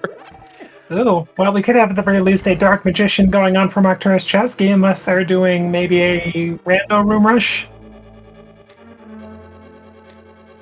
Let's see what we get here. Also, Dr. Earworm is down to just 5 arrows. Fortunately, there is an arrow pickup here, and well done. Well, I think Yoinker's wife is about to be very happy with their bonk chest find. It's going to be happy, but yeah, still needs to go into pod. Yeah.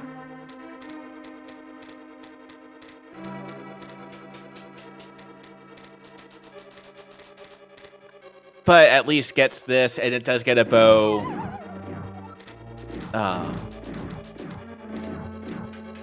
Let's see, where are we going from here? Okay, just getting the little bit of a heart, and we begin the gauntlet over on Dr. Earworm's side. Ooh, very quick first room. Slack Arcturus Chesky is going for that rando room rush. We'll see if they decide to go further and just go all the way to Ice Armos. I think I've come into the habit that if I decide to go mostly left side, let's say Hope Room to left, by the time I go back to the right, I am generally checking Tile Room as if I have at least a couple of keys before I go further right.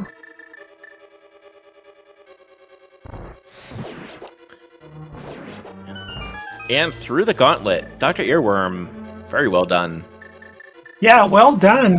Gonna have a little fight with Lanmo too here. You know, it's incredible how much tougher this fight is with that little fire shooter in the corner.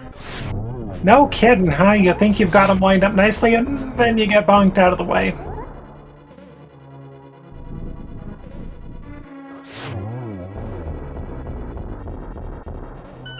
but well done. Still has plenty of magic. And Arcturus continuing left side.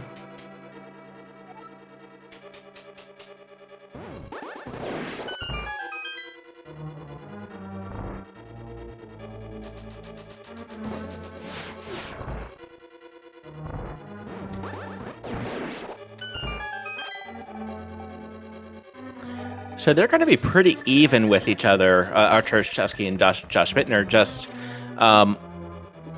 just because they're both going to probably do Tower Room as the last check. Yeah, pretty much. They seem like execution will determine who beats Ganon first at this point. But Dr. Earworm so far has a commanding lead, almost at Moldrum 2. We'll see if they go for silvers. And it looks like we are, or at least raiding Ganon's piggy bank. Oh, Ganon, trying to save up those pennies.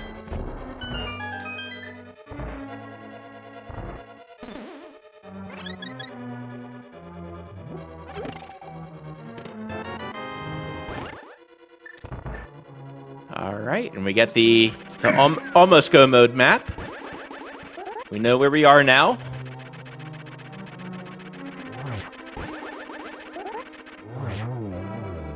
Well done. Indeed. Now, if Arcturus Chesky, let's see if Arcturus checks Tower Room right here. They're staying. And that is going to give Arcturus Chesky a lead here over Josh Bittner. Wow. True. That is going to work out. That's going to work out really well. And from chat, that's pretty much it. Yoinkers has not gone into pod before or yet in the seeds, so she's pretty much hoping for that. I mean, she's already got a fire rod out of Hookshot Cave and now a hookshot out of Turtle Rock. There's no reason to believe that you might not also get your ice rod, but the good news for Yoinker's wife is that you're also going to get a bow. So hopefully the bow will point her in the right direction once she's done. And very quickly, Aghanim goes down on Dr. Earworm's side. And oh my goodness, it was Ganon this entire time. Oh my lord, spoilers. Almost happy birthday to Link to the Past, by the way. Turning 30 this year, I believe. Very true. This game has been wonderful for 30 years, but my gosh, ever since this rando got created, it's been even better. Just like that, here's our Ganon fight from Dr. Earworm. What power? Singing some David Bowie right there by Dr. Earworm. Yeah, and with the amount of checks we've seen in this game, most likely those silvers are just hanging out either in the big chest in Turtle Rock or in the back of Swamp Palace. That's a good point. We have checked a lot of this game. I guess it could also be on pedestal. Oh, that's a good point.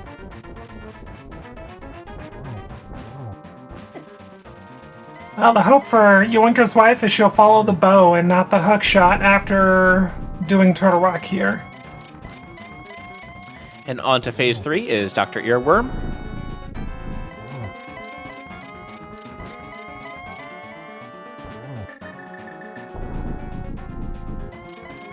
Switching over to the lamp, save as much magic as you can. And where are those silvers? Or pod. Oh my goodness. Oh, Ganon. And there's only one spot those silvers could actually be. That's a bow-locked bow right there, people. Not even right side pod. That's on Helmasaur King.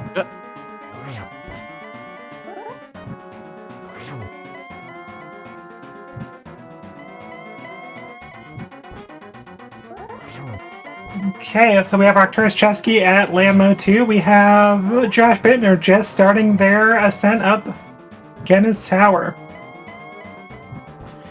Nice waiting there, timing-wise, for Dr. Earworm. Just 12 spins to win.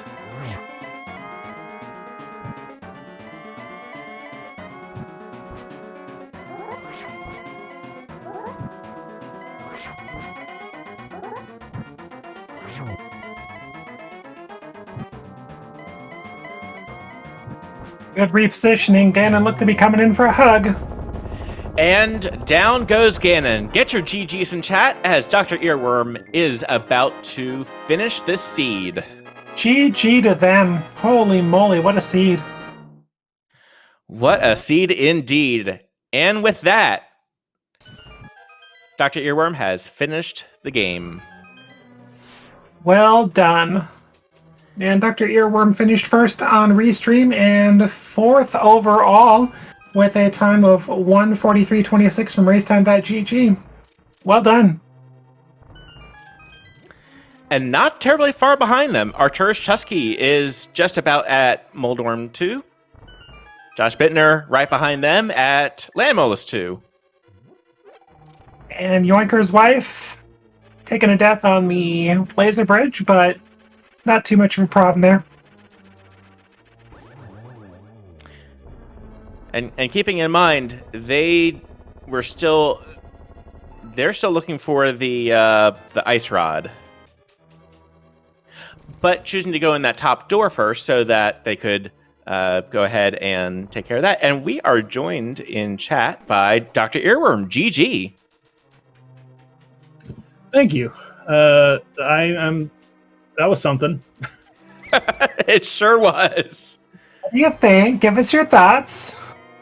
So I felt really bad about sequence breaking pod and clearing Eastern after I found the ice rod, but I was just really trying to avoid a situation where there was a bow in TR for the fire rod in the back of pod. So I don't know. I felt like I was being too thorough, but with the exception of OLF, I was like right in the pack on the top. So I'll take that.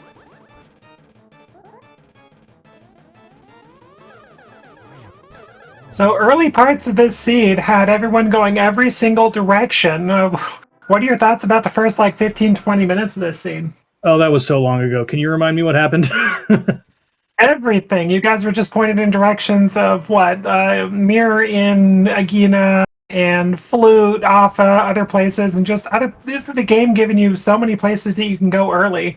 You had, I think, Shovel, Mushroom at some point. Just all these things you could do. That's right. I remember now. Yeah. So I was very nervous that this was going to be Moon Pearl on Pyramid Ledge. Like, it was really starting to look like Moon Pearl on Pyramid Ledge. And I was a little worried that I was putting off Aga longer than I should. But I try to make it a rule not to do Aga before I have Moon Pearl. And fortunately, this was not that, one in whatever where, that's what you're supposed to do. Yeah. But I kept getting items that opened more checks without giving me Dark World access, and I just started getting more and more nervous as things came along. But that hammer location, I think, was really good for me because I've been burned by, early on I got burned by Moon Pearl in Checkerboard Cave, so I was very aware that was a possibility. And yeah, a lot of the early game just came together, and then for anyone who saw the qualifier this morning, the first qualifier, of course, again, we have a potential Mimic Clip seed and a potential Hover seed. Right. So I was very relieved to see the hook shot pop up, and I was angry at that bow location, but at least I found it. Yeah, that was definitely it was a rough bow location, but it looks like everyone else found it too, so that's good, and everyone else got the hook shot also. So yeah. But you not dipping into Swamp ended up being the difference, at least on a restream. How tempted were you to go into hookshot lists? I wasn't really, because I had a decent amount of things. So at a certain point, book was my most recent progression. So I wanted to, or potential for progression, which is why you saw me go back to Bombos Tablet before I went up the mountain, because I really wanted my only option left in the overworld to be hookless pendant swamp. I'm okay with last locationing that. And then I just flat out forgot Spike Cave, which as is tradition for me. And I also forgot to do the bonk chest in Hookshot Cave on my way into TR. So I was already actually planning to mirror out of TR after the compass chest, regardless of whether it was a small key or not, and go do that first chest in Hookshot, and then I got the Hookshot. And meanwhile, our Church Chesky has just finished the seed. GG. Get your GGs in chat at the 1 hour, 48 minute, 27 second mark. GG. Good enough for second on Restream and sixth overall. GG. Oh, and 6 seconds behind them, El Tigre. I'm sorry, Demo with a 148.33, just sniping out Demo. Well done. Yo, GG's Chesky.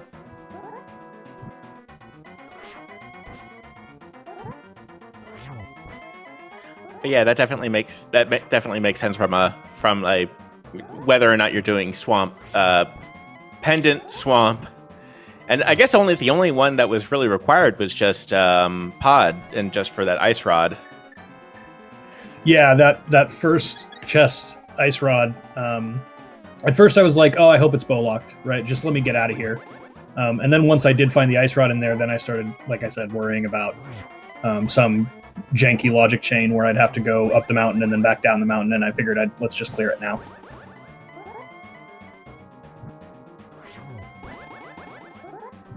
And we do see on over in Yoinker's wife's side, Sassarola just had a heart piece.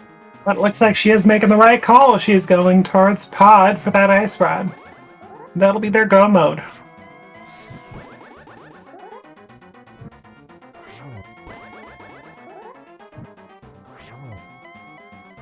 Okay, Josh Bittner putting up a darn good fight against,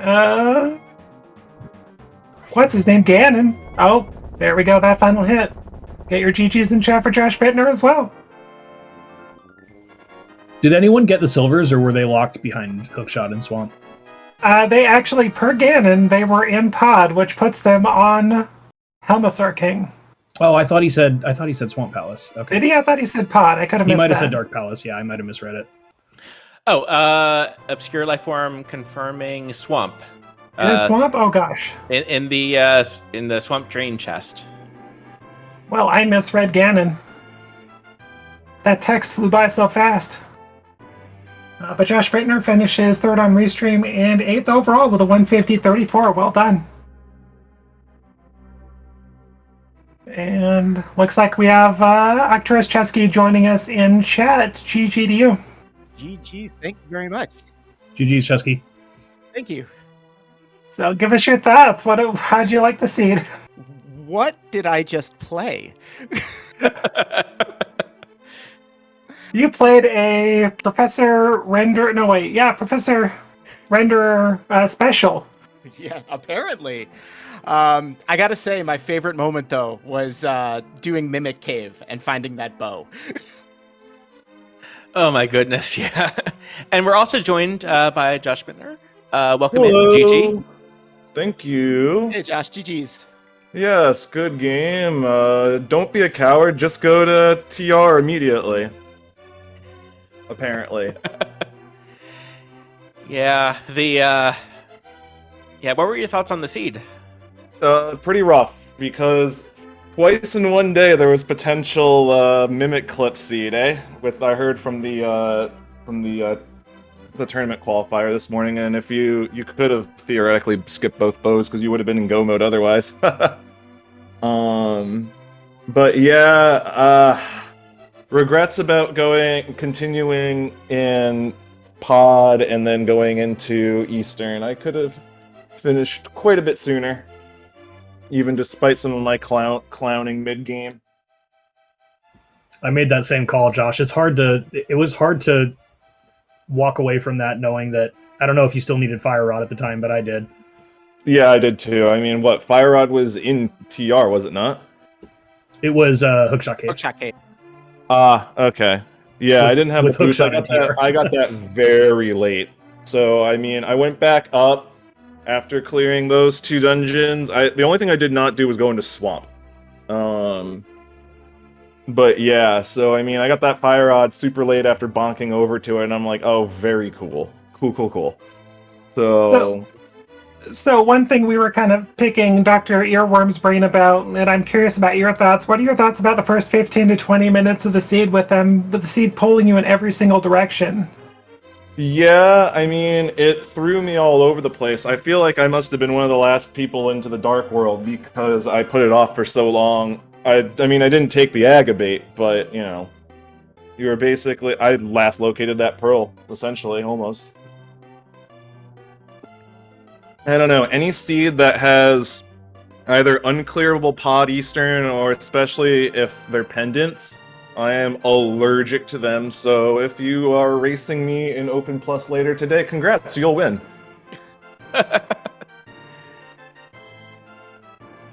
No, I guess that's too much of Gamachu mentorship, where he avoids, you know, Eastern like the plague. Which would have been the right call this seed, it seems. Of course, what is Gamachu wrong?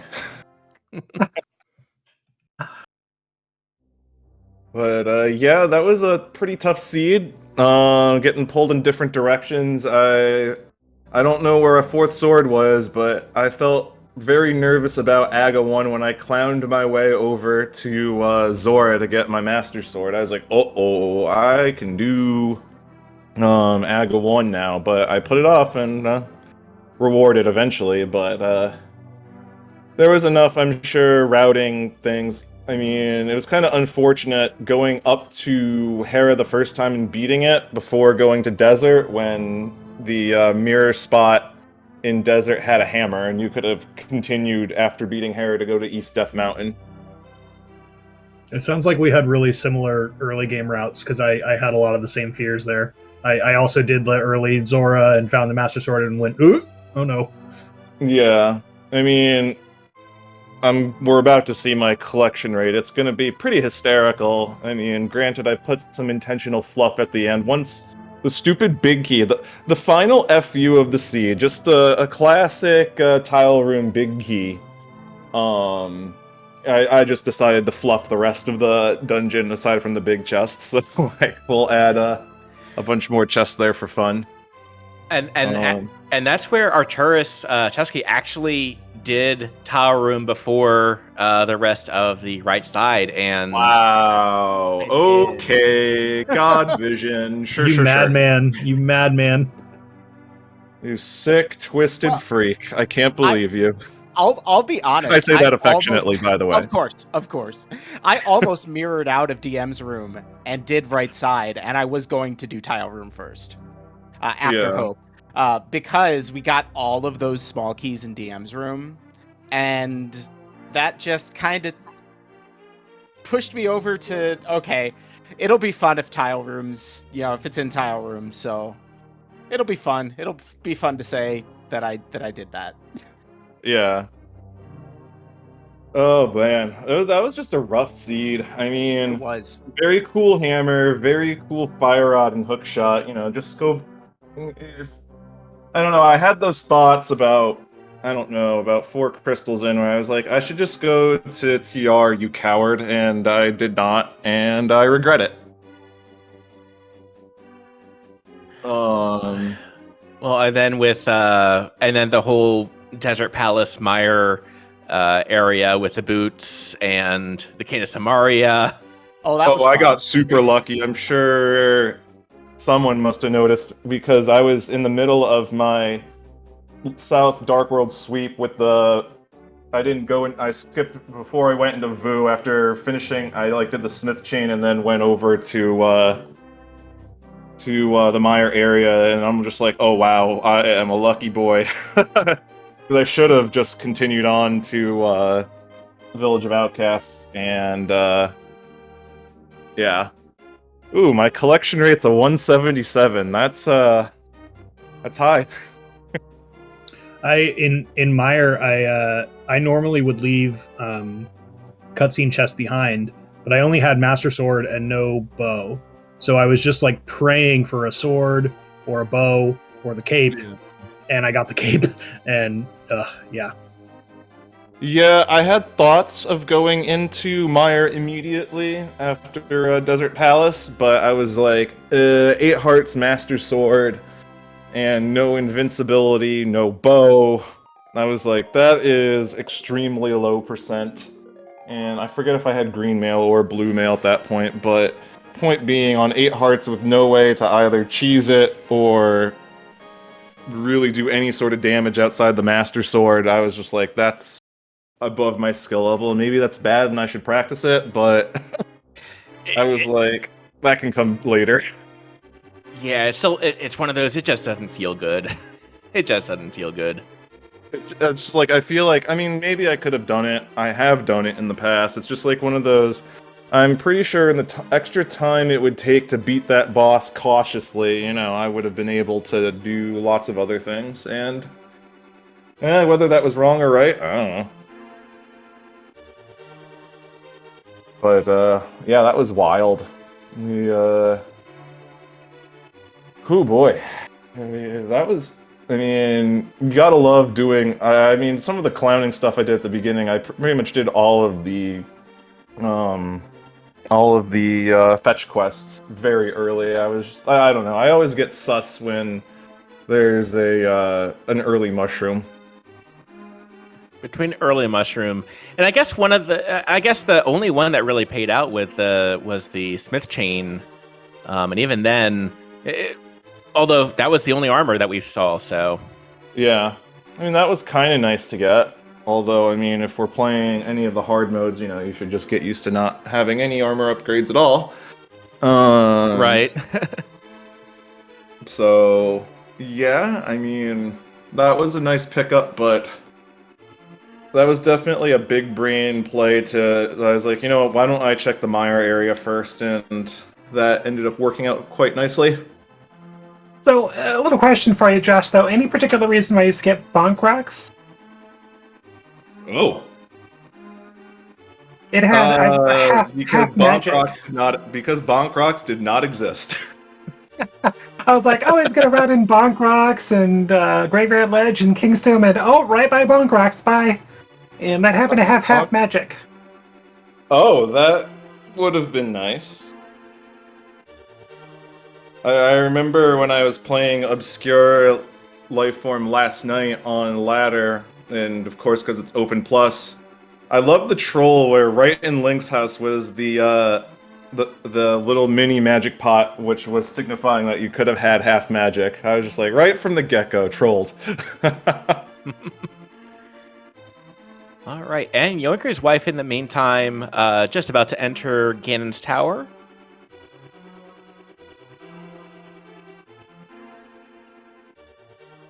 Yeah. Overall, I felt like I played mostly okay. It's just like the routing kind of fell apart after a bit. I don't know. I feel like I collect too much, but it's hard to tell when to like start taking shortcuts and putting things off. It is. I mean, you go to Mire, it gives you the flippers, which is an invitation to the front half of Swamp and Ice Palace, and they were both empty. So it kind of gave you at one point and said, here, go ahead and go up to the Turtle Rock area if you want, but here's these 5 other choices. Yeah, I mean, I'm glad I'm glad I did Ice Palace out of logic in terms of, just having no hookshot. So I was trying to target dungeons, but no, it's tough. It's very tough. I feel like I still have a lot to learn in terms of like routing decisions because of just my collection rates always being sky high no matter where I play. I'm with you on that. Still learning. Always learning. Hey, it's a good position to be in, Yeah. Let's see.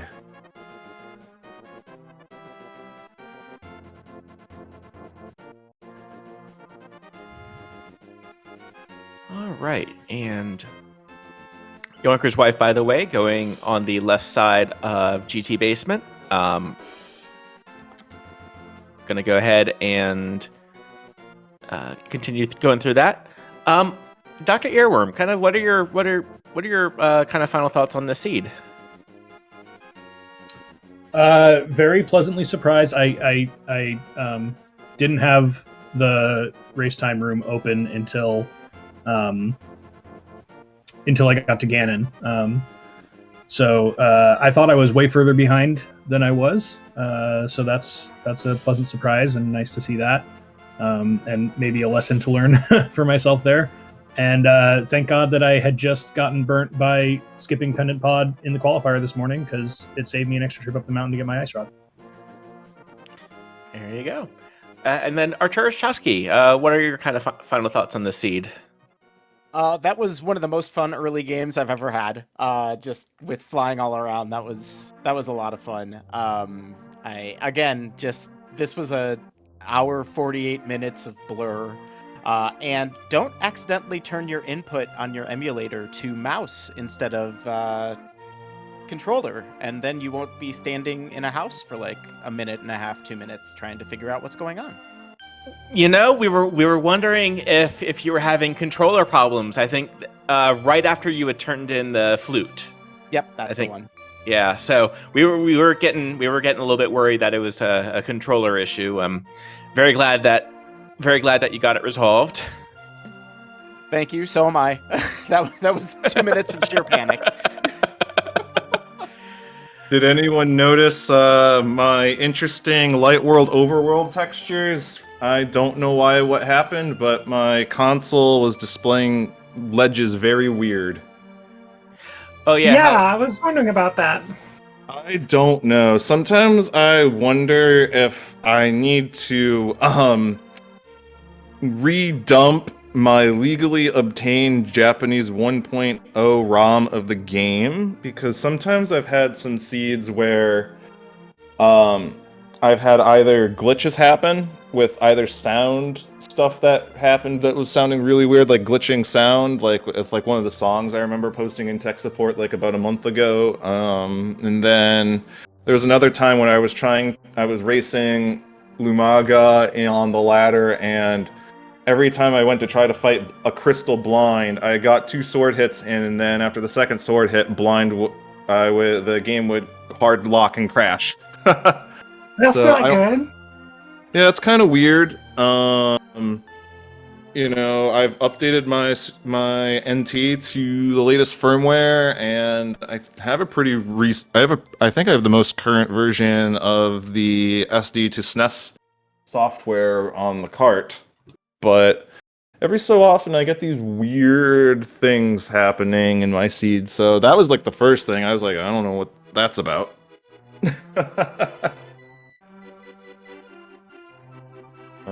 But I mean, I'm still glad I'm on console, to be honest. All right, and Yorker's wife is gonna go to right side of Ganon's tower. And in the meantime, Josh, kind of what are some of your final thoughts on this seed?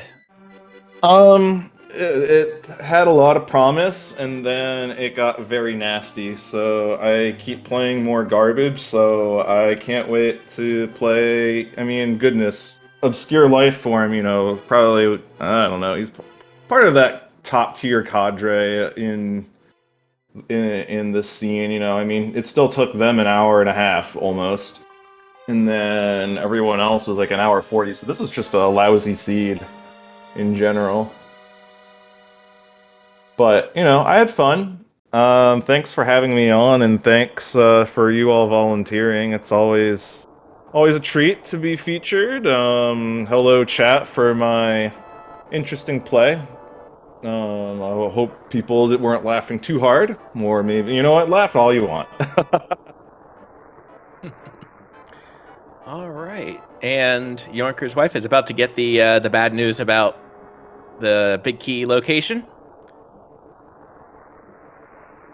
And thank you all for volunteering to be Restream. We do appreciate you allowing us to do that. Thank you. Of course, you know how I like to be humiliated in public. Is there any better way to be humiliated? I mean, I have in my sports career, in both hockey and soccer, I've had the unfortunate thing of scoring on your own net. So, that's pretty embarrassing. Good times.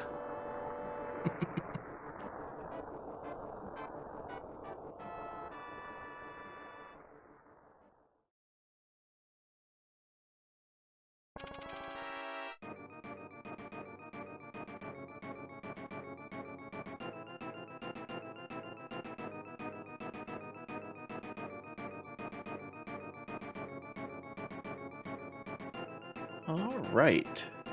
Meanwhile, Yonker's wife is going to go ahead and get that last, going ahead getting chest number 22, which will have the big key. Lonabine, kind of, what did you think about the seed? It's great. It kind of pointed you in a lot of early directions, but once you got Dark World access with the Pearl, it kind of opened up a little bit. A little too much in some cases, but overall, it gave you options, and it just seems like the Turtle Rock play was just a much harder one to choose since the game gave you so many things to do. So I can't blame anybody for the late Turtle Rock checks for sure. Yeah, and it was definitely there were so many different kind of changes here, and Yonker's wife is digging up trying to find some arrows outside, and there's a 10-pack. Here we go. Go get him. But what are your thoughts on this seed? I'm glad that Yes. I'm commentating. Me too. Me too. After this, I participated in this morning's qualifier, and I think I would have been really, really, really not wanting this kind of seed. Yeah. It was one of those where like some recent checks, I think, or some recent seeds would have probably helped, especially with the TR check. Some of those kind of outside checks. It's just you never know what you're going to get, and that's the nice thing about a randomizer. Oh, and a nice 5-pack of arrows from those mimics, less to worry about. Yep, especially since we know where silvers are in Swamp, and they're not going to be here. But it's still a good idea to pick those up just in case. True, and she made the good decision not to go into Swamp Palace. She did beat Eastern, but right after that went right back to that area to go to Pod.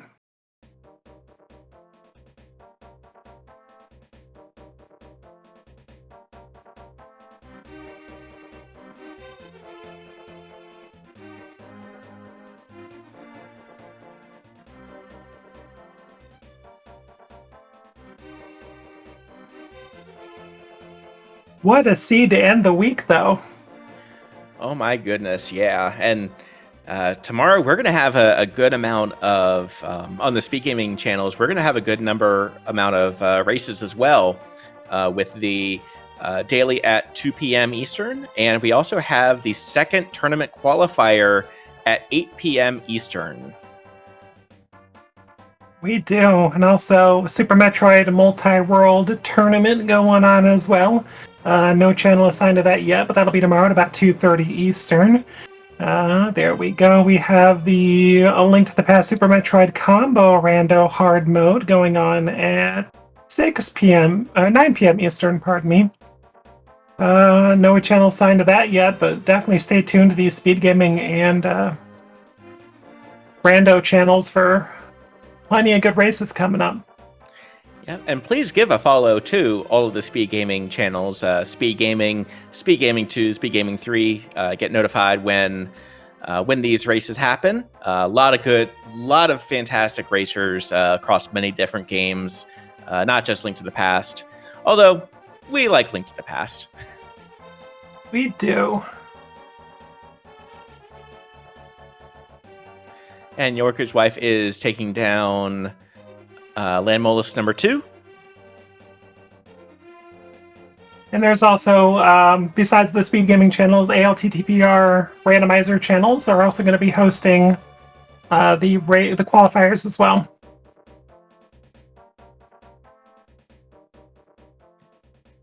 Yep.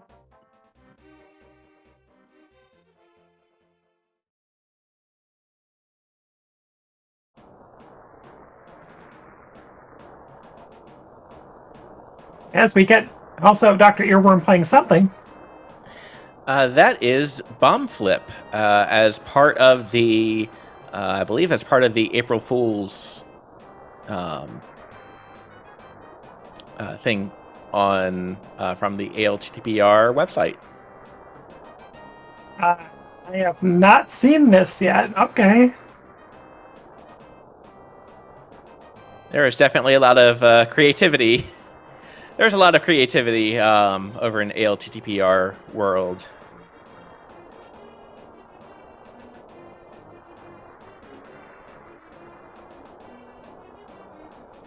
Meanwhile, Yorker's wife is doing a great job climbing Ganon's tower.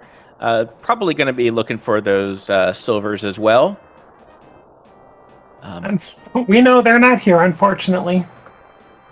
Yeah, but we will continue to raid Ganon's piggy bank here.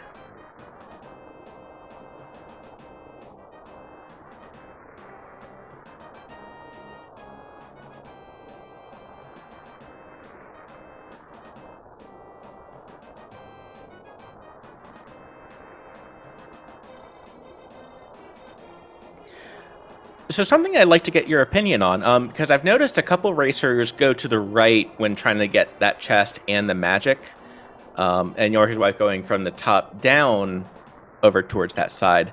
Which do you prefer? Is there a quicker way? Is there a For what checks? just for the pre-Moldworm 2 check right there? Oh,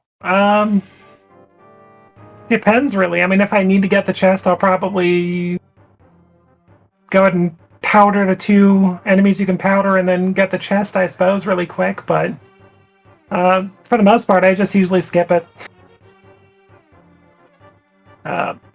But I guess if I'm going in that room to loot everything, it's sprinkle the 2 enemies, loot the chest, get the magic, and head on out for the pre-Moldworm 2 chest. If that's what you're asking. Yeah, I think so. Yeah.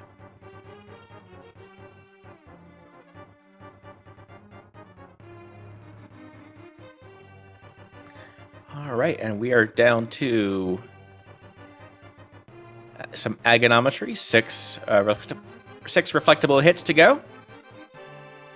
And if I remember correctly, there weren't a whole lot of blue balls from here, so a lot of them are reflectable. Yeah, most runners got through this pretty easily. Looks like Aga's trying to give Yoinker's wife some sass, but she's returning it. There we go. And down goes Aghanim.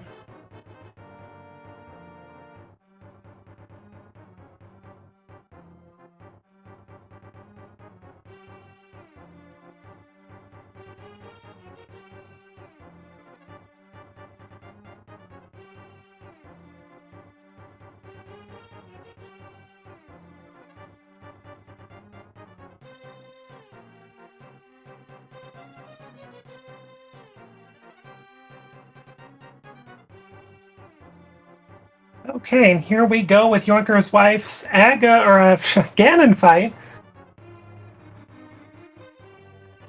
Trying to get 12 quick hits in to get to the next phase.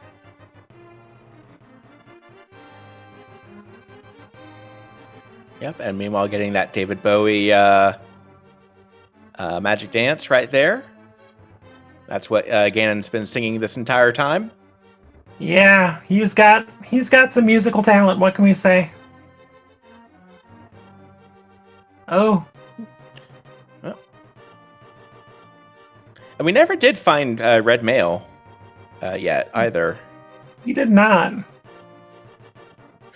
Ooh, does take a Ganon hug right there. Oh, she's got a blue potion though, and a cape. Yeah, and I think that was enough. That was enough hits as well. So there we go on phase 3.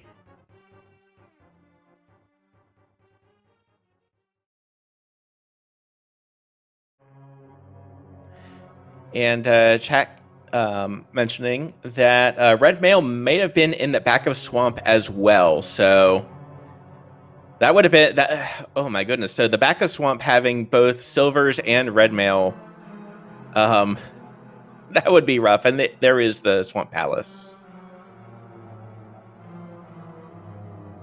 All right, and good gets out of the way. One of the nice things is Ganon telegraphing which direction he'll be teleporting to. And also, yeah, go ahead. Yeah, we were just reading the same thing. Go for it. Oh my gosh. Yeah, so the Force Sword was also in the back of Swamp. So if you wanted to do Swamp, that would have been Gold Sword, Red Mail, Silvers. Oh lordy. None of those could be placed in the front of the game or in front of Swamp Palace on game. My gosh. Oh no. Ooh. Yonker's wife takes a death at Ganon, but fortunately did not use that blue potion and starts right above where Ganon is. So we'll go try number 2. Yep, and still has a good amount of magic as well. She might also still have a second potion.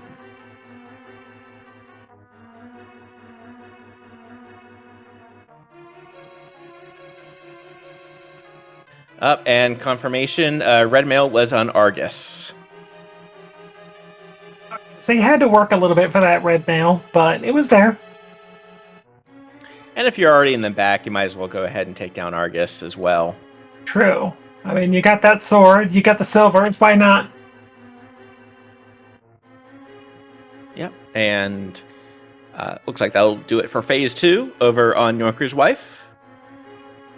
And one of the things is this is going to be a different teleport pattern for those unfamiliar with the game. Every time, the way the randomizer works is everyone gets the same Ganon patterns for at least the first time. But subsequent ones, you're going to get a different Ganon teleport pattern.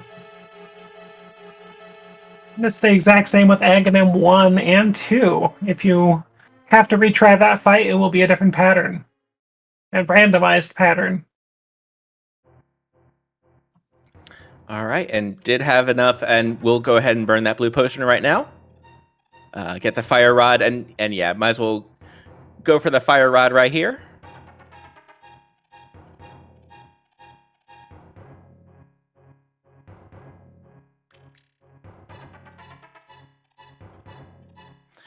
And yeah, the spin kind of showing, kind of teetering on the edge. The nice thing is, I don't think sword spins themselves can knock you off, but walking off the edge can. If you get hit by Ganon's fire trail right there, your controls will invert for a couple seconds. And I don't know how many times I walked off the edge of the world right there. Here, you instinctively press up to try and prevent yourself getting hit down and just end up assuring you're getting hit down off the edge. And last night was a special moment for me when I was playing the game. I just tried to avoid touching Ganon and instead just walk right at the edge. But all of our runners doing a great job, by the way, of getting that torch glitch. You'll notice that only one of these torches are going out for our viewers who may be new.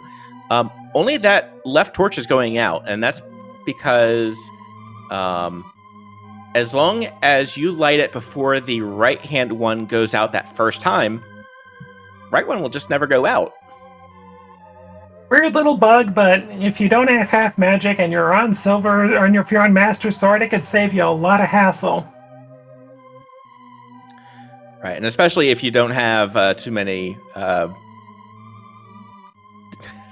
too much magic on hand. And yeah, One of 2 bugs, yeah. Only 2. Only 2. But it gives it so much character, honestly. It does. It makes playing nothing above 1.0 worth it.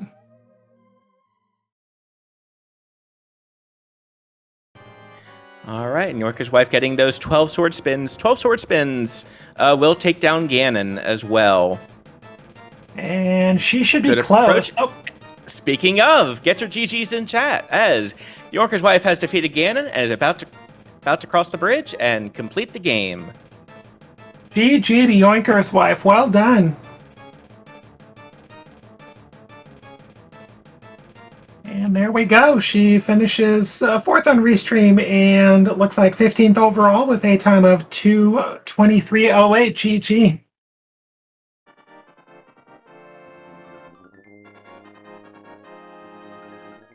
Okay, it looks like she may be joining us, and yes, we get joined by Yonker's wife in the booth here. GG to you. GG's. Yeah, that sucked. It was that was a pretty rough seed, like overall. Well, I am just glad that I am getting so much better at my Silverless Ganon that it only took me 2 tries. GG's, Junker's wife. GG's. So, what are your thoughts on the seed? I'm glad I went to the right place to look for Ice Rod the 3rd time. Instead of going, I didn't go to Swamp. That's the thing. It was between Swamp and Pod to look for the Ice Rod, and I was like, well, let's do Pod first, because Swamp you have to do the whole mirror over, drain the thing, mirror back, and it was just right there, and I was like, oh yay. But again, I didn't do Pod right after Dark World, or right after entering the Dark World, so that kind of bit me in the butt too. And it also didn't help that like both Pod and Eastern were both pendants, so neither of them felt good either. No. I went to Eastern first because I was like, well, it's the green pendant. There's 2 items. There's one on the boss and there's one on that green pendant. So it could be there, and it's really fast. And it was neither one of those. And I was like, oh, feels bad. Yeah. And we did get confirmation. So the silver arrows, the butter sword, and red armor were all in Swamp. Well, I've been practicing for the tournament, so. So who even needs those anyway? Yes. All right. But yeah, it was a rough hammer location, and the game really did kind of bait you into doing Aghanim as well. Yeah, getting baited into Aghanim was hard. But the hammer really actually surprised me. I expected it to be the Moon Pearl. Ooh, that would have been a good location as well, and with because Gina's cave was where the mirror was, so yeah. And one of my favorite stories to tell is an actual true story. My husband does not play rando regularly because his first ever rando seed, Moon Pearl, was in Checkerboard Cave. Oh. We were really wondering about that. We were really hoping that you knew about the checkerboard check and really desert through the mirror and the myths. We're really glad to see you go for that check. Yeah, it took me a minute, and then I was done all those, and I was like, and that's where I kind of lost it from it. I was like, wait, where can I go now? I don't know where I can go now. And then I was like, oh, right, Death Mountain. Oh. And yeah, Death Mountain with the, and I think it was at least one of her other runners. It was the final check before Aghanim. Yeah, but I did Aghanim before that because I was like, obviously this is an Agaseed. I just got this sword from Zora. Right, that's like, hey, well, I mean, and hey, Zora had something useful, but yeah, and at the end of the day, Ganon went down. Yes, bacon at my house. All right. So, and then let's see. I think the last thing, kind of looking at the tracker, Ether Medallion was also Pyramid Pyramid Fairy, but we didn't need that. No, everything wanted to quake, so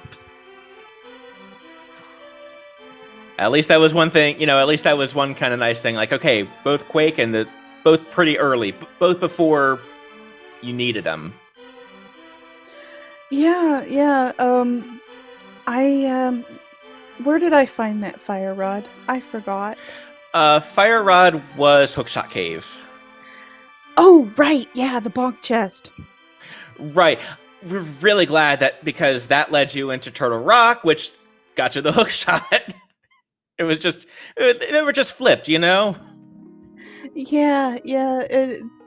When I went to Pod, I was actually thinking, what if I got this hookshot out of Turtle Rock and the ice rod is just sitting in Hookshot Cave? Yeah. And then there was the ice rod, and I was like, oh, yay. Oh no, Pendant Pod is important again. Yeah. And thank goodness the bow also was relatively on the path, at least. Yes. I was looking at that empty bow spot going, when am I going to find a bow? Where is this bow? Do I have to start dipping pendant dungeons for this bow? It turns out I could have. Yeah. Oh, but it would have been also just like because you'd have to leave Turtle Rock where you got everything except for the ice rod, and that ice rod.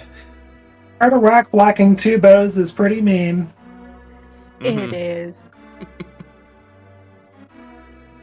All right, and any final thoughts on this seed? I'm glad I didn't give up when I died on Ganon. You did great. That was a tough fight. Well, there's also my perfectly natural instinct to just walk into the firebat trails. Everybody gets that feeling sometimes. I can't blame you.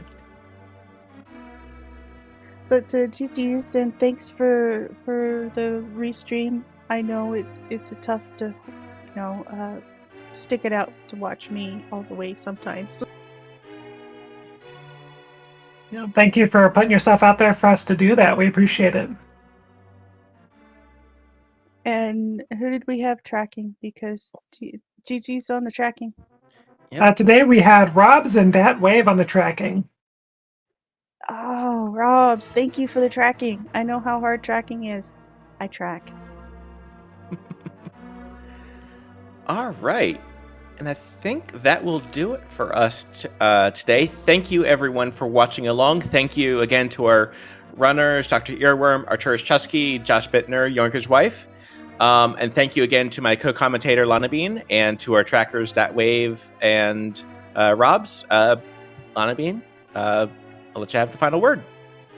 Okay, well, thank you, everybody, as well. Thank you. We appreciate all the help. But gosh, what else can we say about this seed? It was a tough one. So we'll just take this opportunity one last time to say don't forget to follow everybody, including all these speed gaming channels, for all the latest randomizer tournaments going on. There are a lot, so follow Speed Gaming through Speed Gaming 6 and ALTTP Rando channels. You will not regret it with all those upcoming randomizer tournament seeds. So thank you very much, everybody. Hope you all have a good rest of your weekend, and join us tomorrow again for another Speed Gaming Daily. Have a good night.